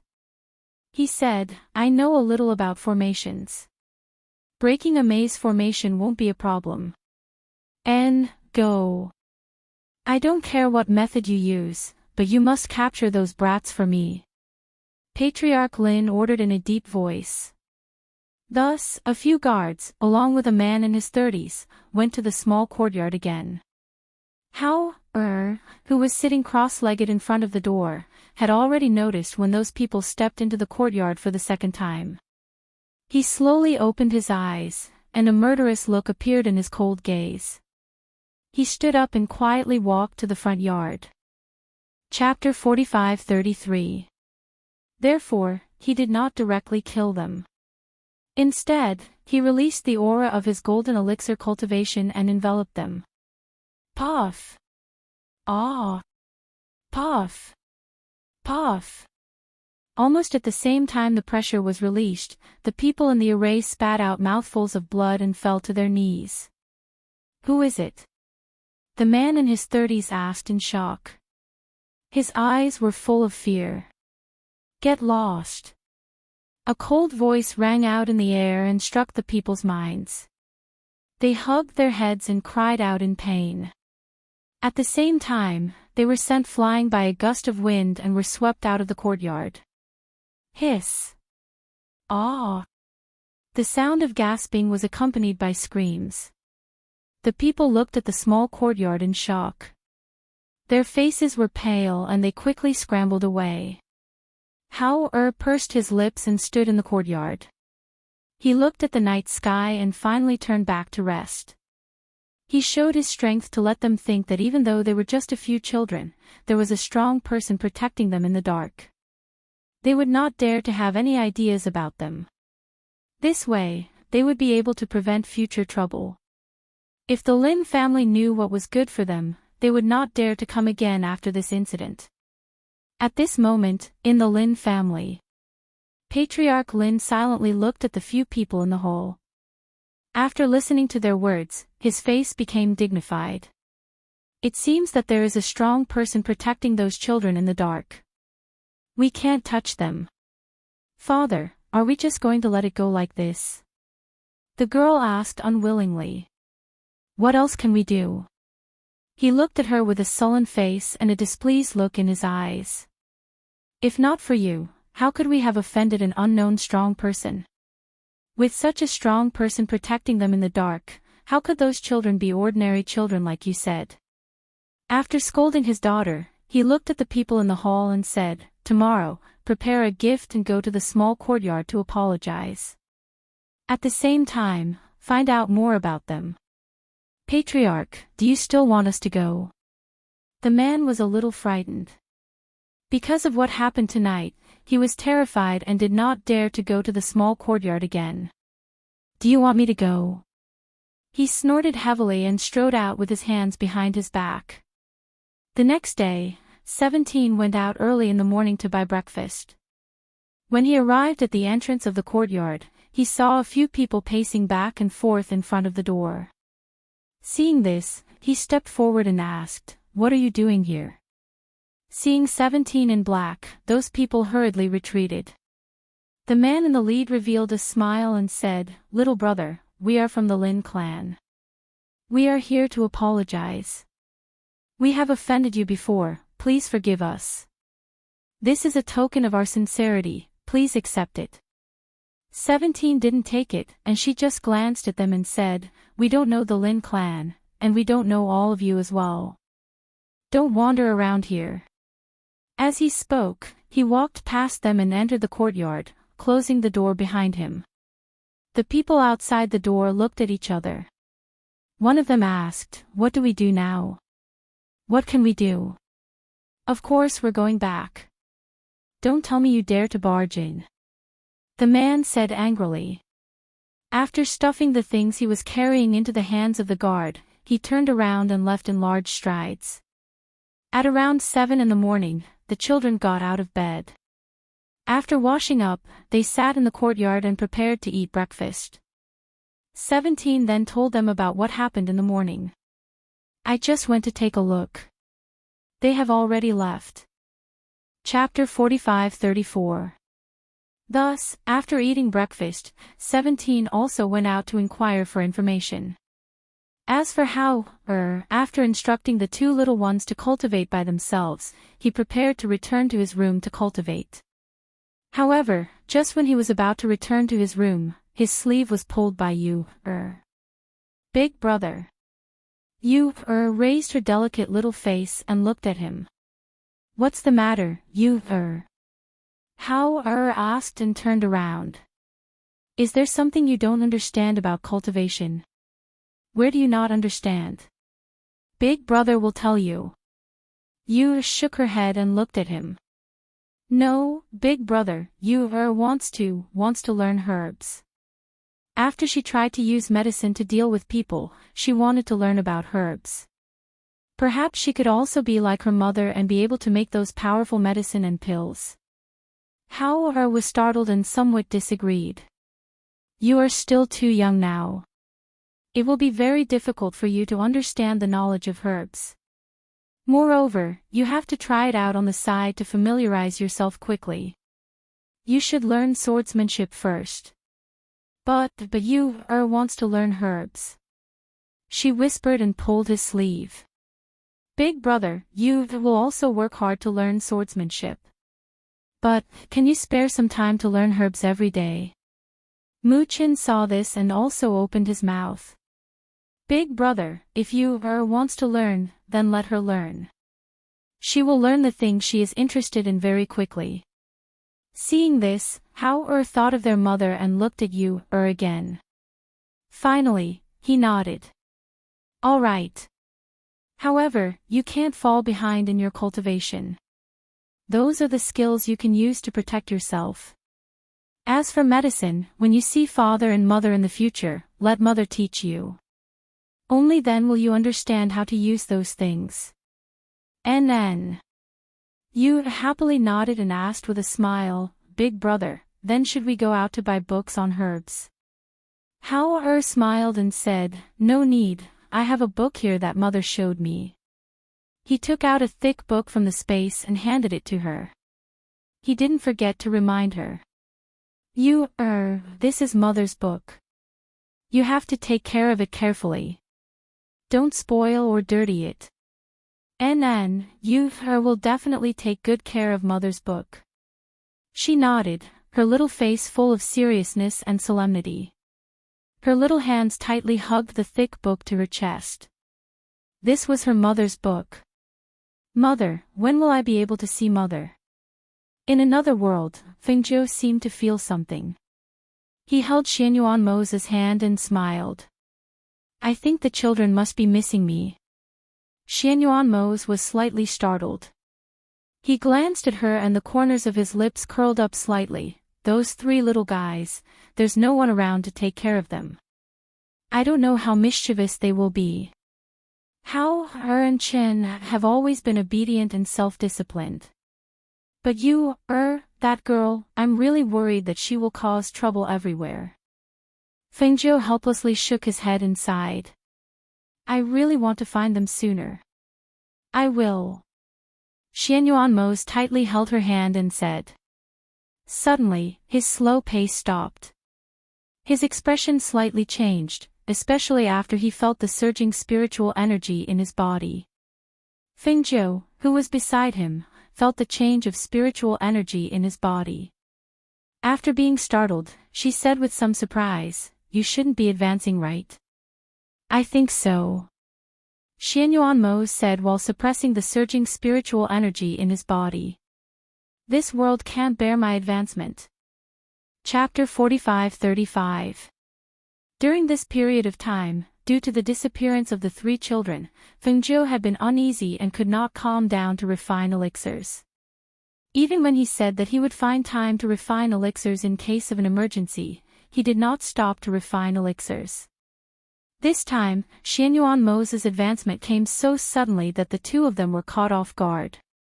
With his strength, the mortal realm would not be able to withstand his breakthrough. Therefore, the two of them could only quickly fly through the void and return to the floating island in the heaven realm, where their mental energy covered the entire area. This place floated in the sky and was surrounded by a defensive boundary. It was also the place where the people that Fengjiu had subdued lived. It was the safest place to advance. At this time, Xianyuanmo was sitting cross-legged on the peak of a mountain on the floating island that reached into the clouds. His body was surrounded by a powerful and intimidating spiritual aura and ancient pressure. No one on the floating island dared to come close to him within 100 miles. Fengjiu stood 100 meters away and watched. His brows were slightly furrowed and his eyes were filled with worry. He was extremely anxious. The strength of a supreme being was the highest level that she knew of. It was a rare existence among immortal cultivators in the world. However, when one advanced to such a level, there was a high chance of death and it was extremely dangerous. They originally thought that the strength of a supreme being would not be so easy to reach, but they did not expect that it would come so suddenly when they were not prepared. At that critical moment, she only had time to give him all the elixirs that could be of use. However, she was still worried that those elixirs would not be able to withstand his advancement this time. Xianyuanmo felt the spiritual aura in his body surging violently. He could no longer suppress it and choose another time to advance. Therefore, while guiding the spiritual aura in his body, he opened his eyes and looked at Fengjiu, who was 100 meters away. Aju, don't worry. There have been no accidents in the past. This time, there won't be any accidents. Xianyuanmo comforted her. He looked at her and said, I don't think my advancement will be over in a short period of time. You don't have to stay here. No one can help me at this stage. Go do your thing. What are you talking about? Fengjiu snapped, just focus on breaking through, don't think about anything else. I'll stay here and watch you break through until I see you succeed. Hearing this, Xianyuanmo's lips moved slightly.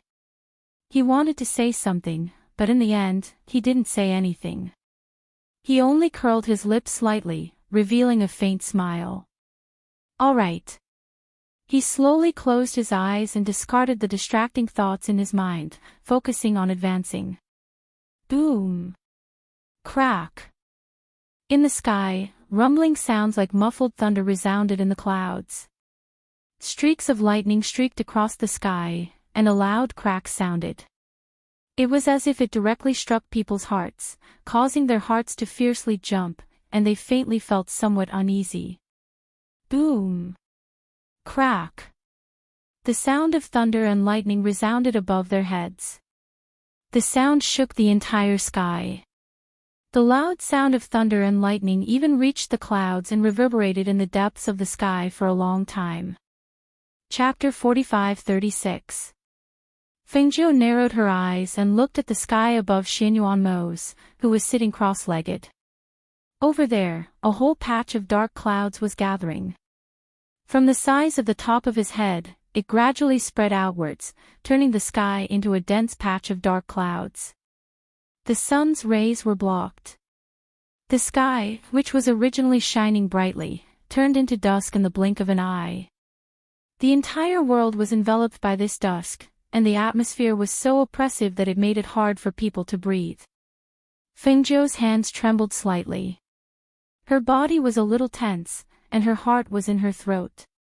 To reach the peak of the godly king realm, she had experienced countless breakthroughs and heavenly lightning tempering. However, she had never seen anything like this. Whether it was the change in the sky or the unprecedented spiritual energy on Mo's body, they all made her feel a sense of unease and fear that she had never felt before. For those who had reached the strength stage like them, there were many times when they would have a faint premonition in their hearts the moment something bad happened. And at this moment, it was exactly like that. She took a deep breath and suppressed her uneasy emotions. She clenched her trembling hands and looked at the figure sitting cross-legged with closed eyes. She had gone through so many breakthroughs in the past without any accidents. This time, it shouldn't be the same. Perhaps, she was only feeling uneasy because her children were not by her side and she had not been able to prepare the pills needed for her breakthroughs in advance. What she did not know was that when Xianyuanmo's released his aura and spiritual energy, and when the muffled sound of thunder and lightning rang out in the sky, Tianjizi, who was far away in another world, opened his eyes almost instantly and looked towards the sky. Sitting cross-legged on the peak of Heaven Mountain, he looked at the gradually darkening sky. His brows were slightly furrowed, and he reached out his hand to make a divination. However, after a long time, he was unable to divine the heavenly secrets that he wanted to know. His slightly furrowed brows were also unable to loosen for a long time. The other sovereigns of the heaven realm only heard the sound of thunder. Some of them didn't even know what was going on. Some of them were puzzled and looked towards the direction of the celestial phenomenon. Fengjiu thought that Xianyuanmo's first bolt of lightning would strike quickly, but he didn't expect that after he had been sitting cross-legged on the mountain peak for 3 days, the first bolt of lightning would strike from the sky with a boom. The lightning struck precisely where he was sitting cross-legged. However, when the heavenly lightning struck, it was blocked by the defensive airflow formed by the spiritual aura condensed and surging on his body. Most of the power was neutralized, and only a small amount of lightning power struck his body. She involuntarily let out a sigh of relief when she saw this scene. Her anxious heart also relaxed slightly. If this was the case, he should be fine. Even if the advancement this time was extremely difficult, he should be able to endure it.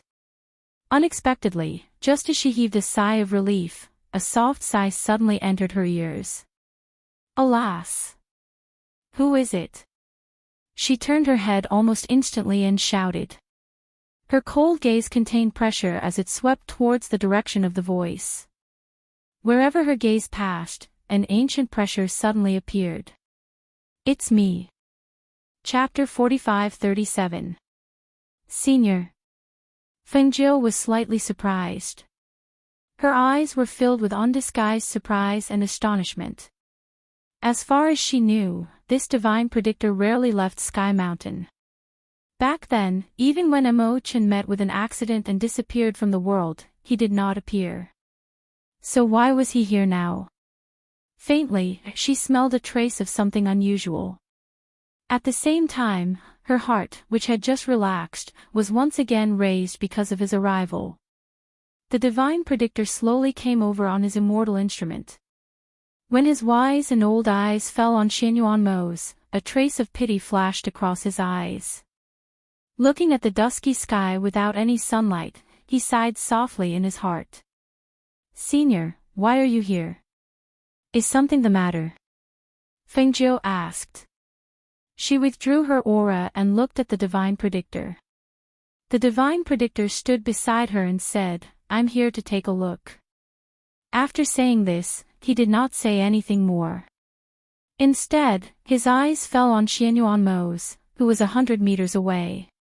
His expression was unreadable, and no one knew what he was thinking. Fengjiu's eyes moved slightly. She looked at him and asked softly, "Senior, will he be able to successfully advance?"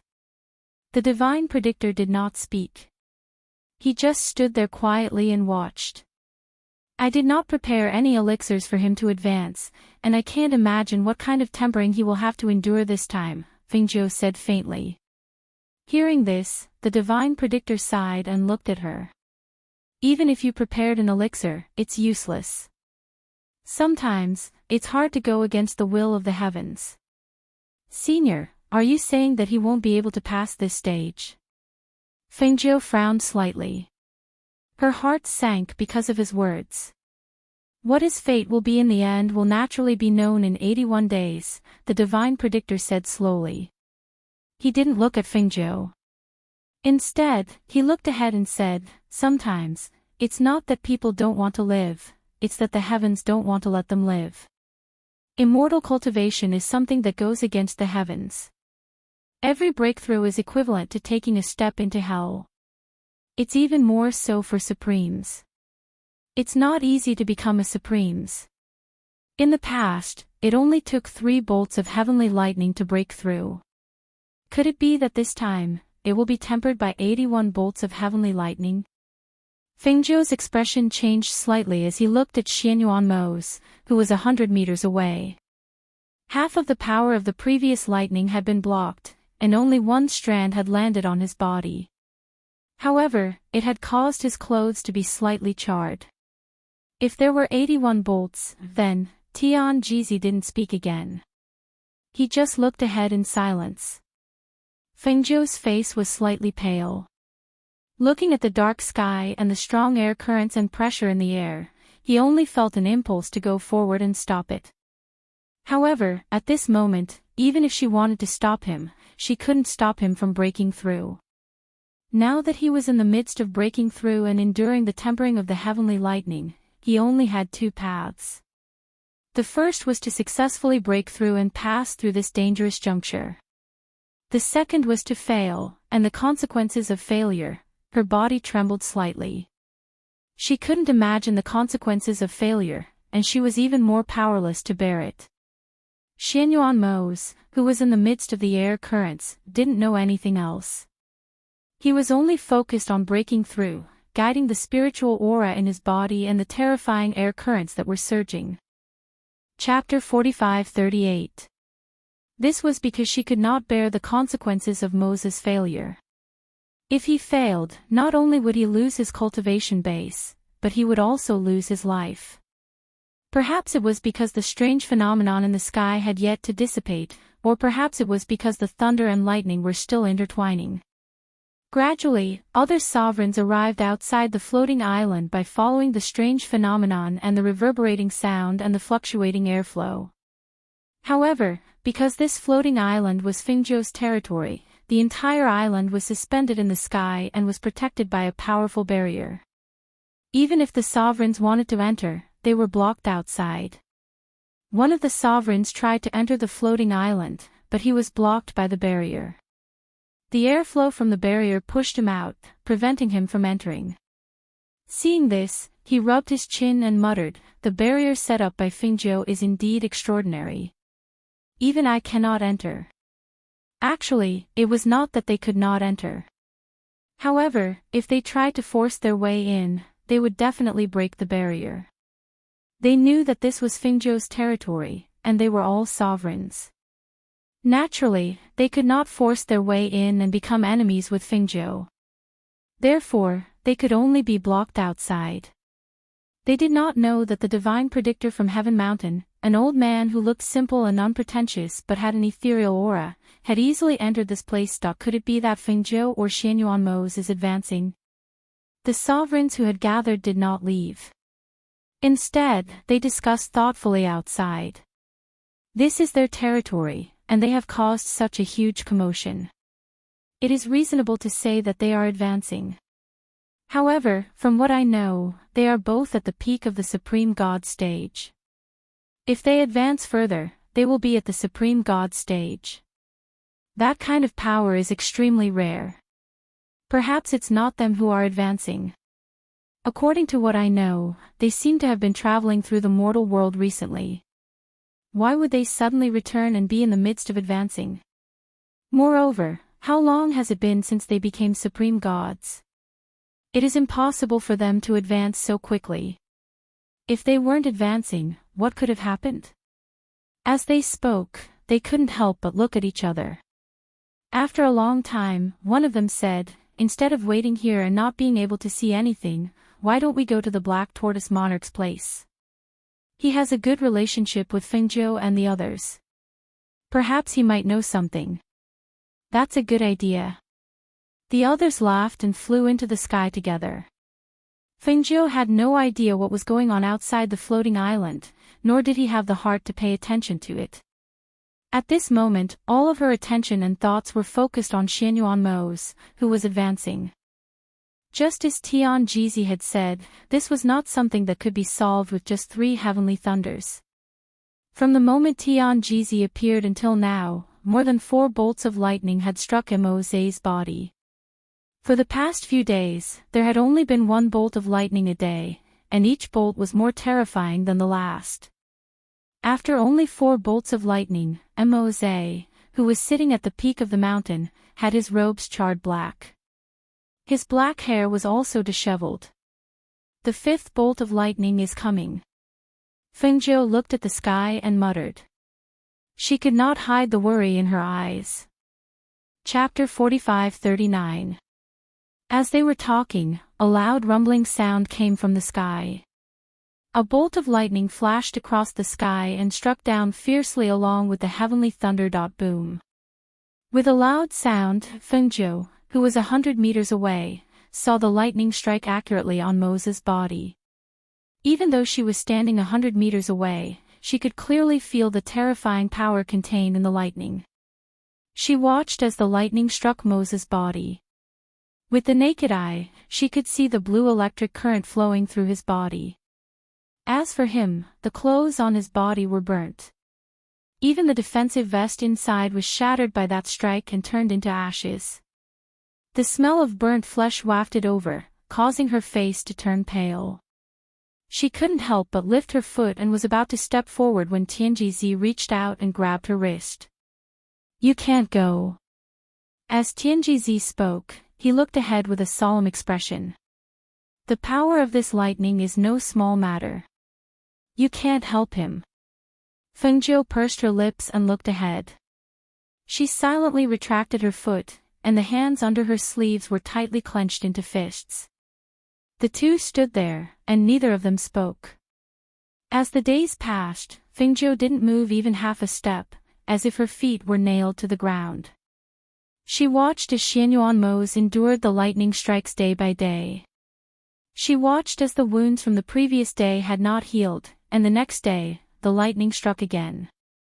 She watched as the injuries on his body worsened day by day, and even spat out blood, but she was powerless. On the other side, at the floating Chance Immortal Island in the mortal realm. When Hao-Er walked out of the room, he saw Mu Chen and Mu Yu sitting at the stone table in the courtyard in a daze. He didn't know what the two of them were thinking, but they were in a daze and didn't even notice him coming out. Seeing this, he was slightly startled.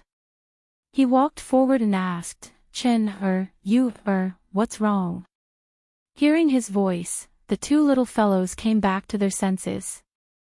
Before Mu Chen could speak, he saw Yu-er's delicate little face carrying a bit of fear, and her soft voice revealed a bit of helplessness. Big brother, Yu-er might die.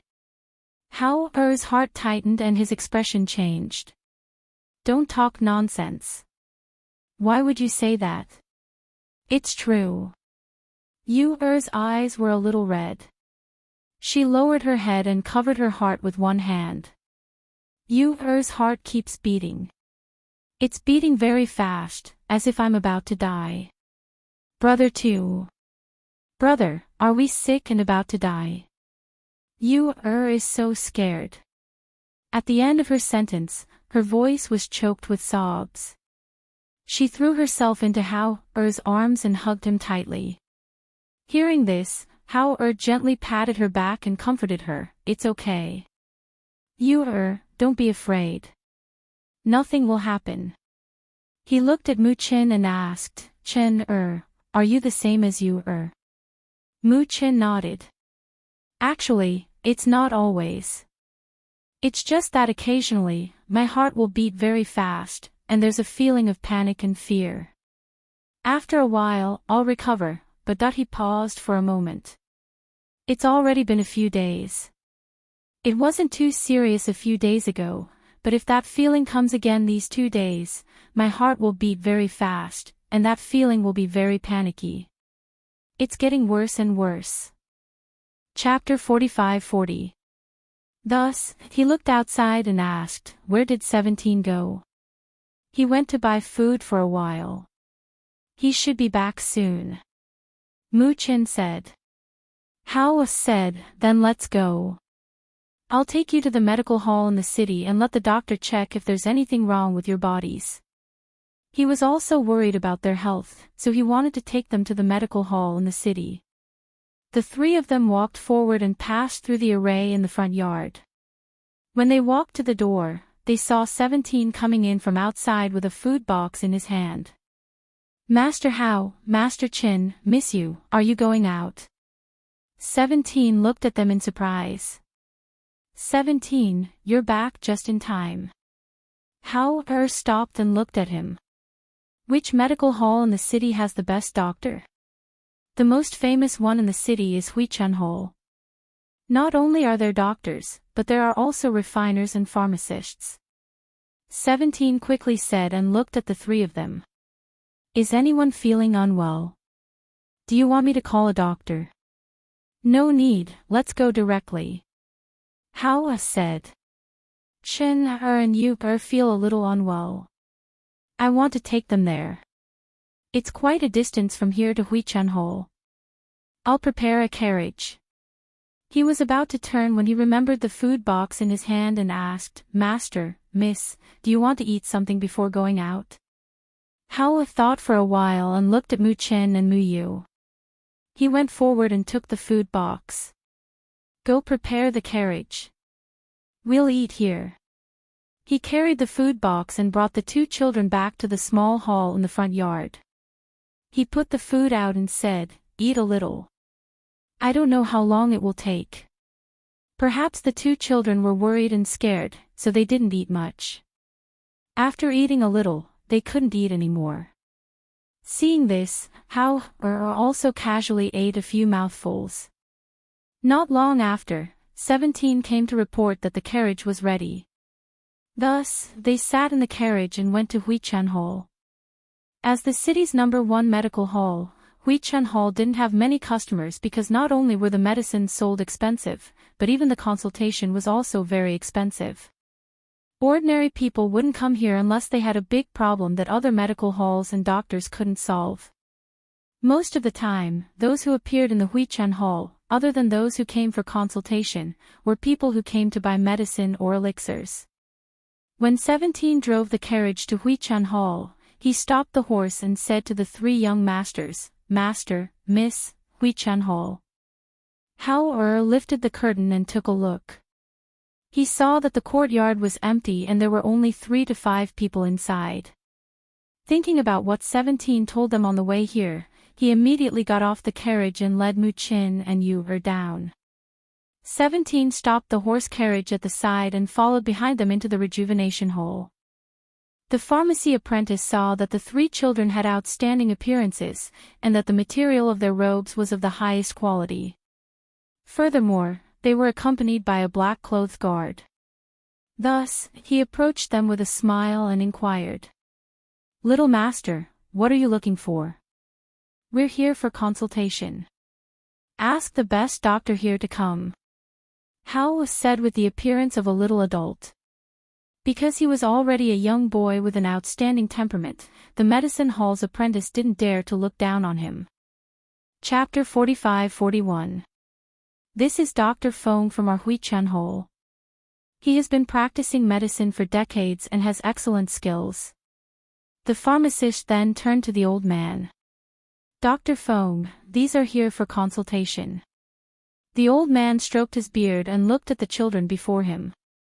He then looked at the guard standing behind them and asked, "Who wants to be consulted? Give me your hand." Before Hao-er could speak, Mu-chin walked forward and sat on the stool in front of him. "Me." At the same time, he put his hand on a cushion. The old man reached out to check his pulse and stroked his beard with his other hand. After a while, he retracted his hand and looked seriously at Mu-chin's face. Finally, he said, "You're not sick, your body is very good. It's just that you've been a little restless these past 2 nights and can't sleep well. I'll prescribe you some calming medicine later and you'll be fine." Mu-chin saw that he did not ask anything and could tell that he had been restless these past 2 days. He pursed his lips and looked at his elder brother. Hao-er saw this and said, "My brother's heart has been beating very fast these past few days and he's feeling uneasy and panicked. Is there really no other problem?" Doctors hated being questioned the most. Hearing Hao-er's words, Dr. Feng's face darkened. "He's just restless, there's no other problem. His body is very good. Even if you find a few more patients for him, they'll say the same." His hand that was stroking his beard paused and he looked at Hao-er. "It's such a small symptom, this old man won't make a mistake." Hearing this, Hao-er said to Yu-er, "Come here."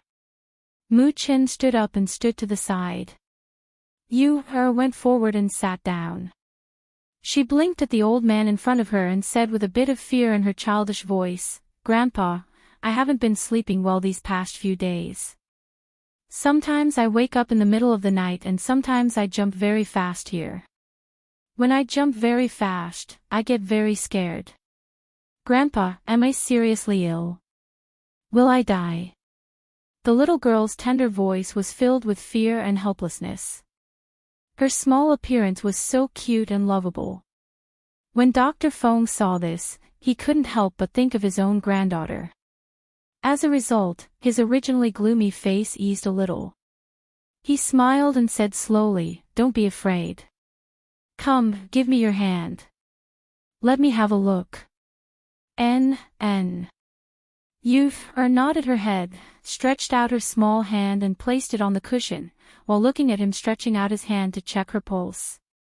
After taking her pulse, Dr. Feng carefully looked at her face. Finally, he said, "Young lady, don't worry.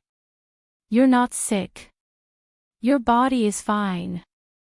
However, you're just like your brother, feeling uneasy. This isn't a big deal. You'll be fine after taking some calming medicine." "Thank you, Grandpa." Seeing this, Yu-er sweetly thanked him.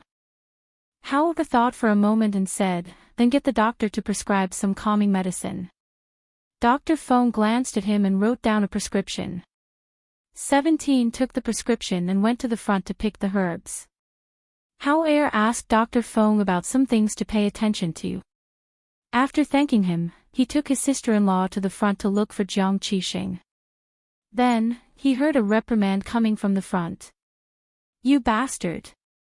Look where you're going." It was a man's scolding voice. It was very clear in this quiet Huichen hall.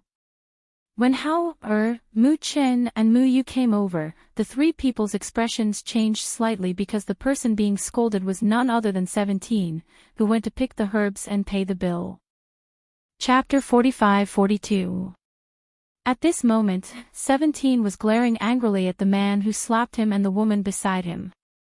They were the ones who bumped into him earlier, but before he could react, they had already raised their hands to slap him. It was so fast and fierce that he did not even know how they did it. All he knew was that one side of his ear was ringing and the other side of his face was burning with pain. 17, what's going on? Hao walked over and asked coldly. Young master. 17 suppressed his anger and took a step back. Moving his lips, he shook his head and said, Young master, let's go back. It was just a slap, he had endured it. They had no power here, and no one to back them up. As an adult, he knew that under such circumstances, he could not cause trouble for the young masters and ladies. Go back. Ha! You haven't apologized to us yet. You want to leave now? The man saw that 17 had retreated and laughed coldly. His tone was arrogant and contemptuous, and his gaze fell on him. Answer. Hao said coldly. Hearing this, 17 paused for a moment, then said, I had paid the bill and was about to look for young master when they bumped into me. However, just as I was about to back away, this man gave me a slap. Yes, I slapped you. What's wrong? The man said arrogantly, taking a step forward and raising his hand to slap 17's face again. But at this time, he felt a pain in his calf and his knee bent. He actually knelt down with a cry of pain. Hiss. Ah! The man knelt down unexpectedly, his hands tightly hugging his leg. At first glance, it looked like he was kneeling in front of 17. 17 was stunned. Looking at the small figure standing at the side, he called out blankly, Young Master Chin. At that moment, he only saw young Master Chin step forward and kick the man's calf. That kick must have hit the man's bone. The man's cry of pain was very pitiful. He hit you, so hit him back. Mu Chin said with a straight face. His small figure stood there, looking like a little adult. He didn't think too much about it. He only knew that 17 was one of them and he couldn't let anyone bully her. Brother! The girl beside him exclaimed and reached out to push him away. What are you doing? Unfortunately, she did not manage to push him away because he avoided her. Little brat. I'll kill you. The man cursed while covering his leg. He stood up and reached for Mu Chen's collar. Hao, who was standing at the side, naturally wouldn't let him touch Mu Chen. Seeing that man make a move, just when he was about to make a move, he heard Yu-er's voice. Big brother, use this. Yu-er took out a broom from who knows where, and directly handed the broom to her big brother. The apothecary, who didn't want to cause any trouble, watched from the side. When he saw the little girl actually pick up the broom and hand it over, the corner of his mouth couldn't help but twitch. Whose child was this?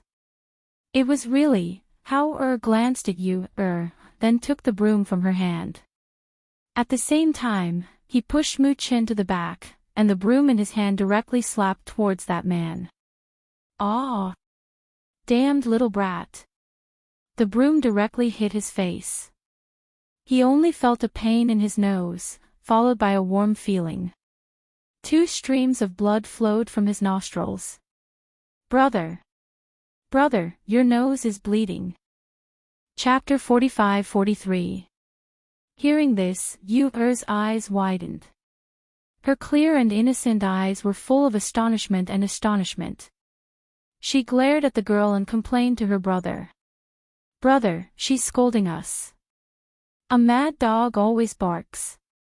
Don't mind her. Hao glanced at the man with the nosebleed and said to 17 and Mu Chen, let's go.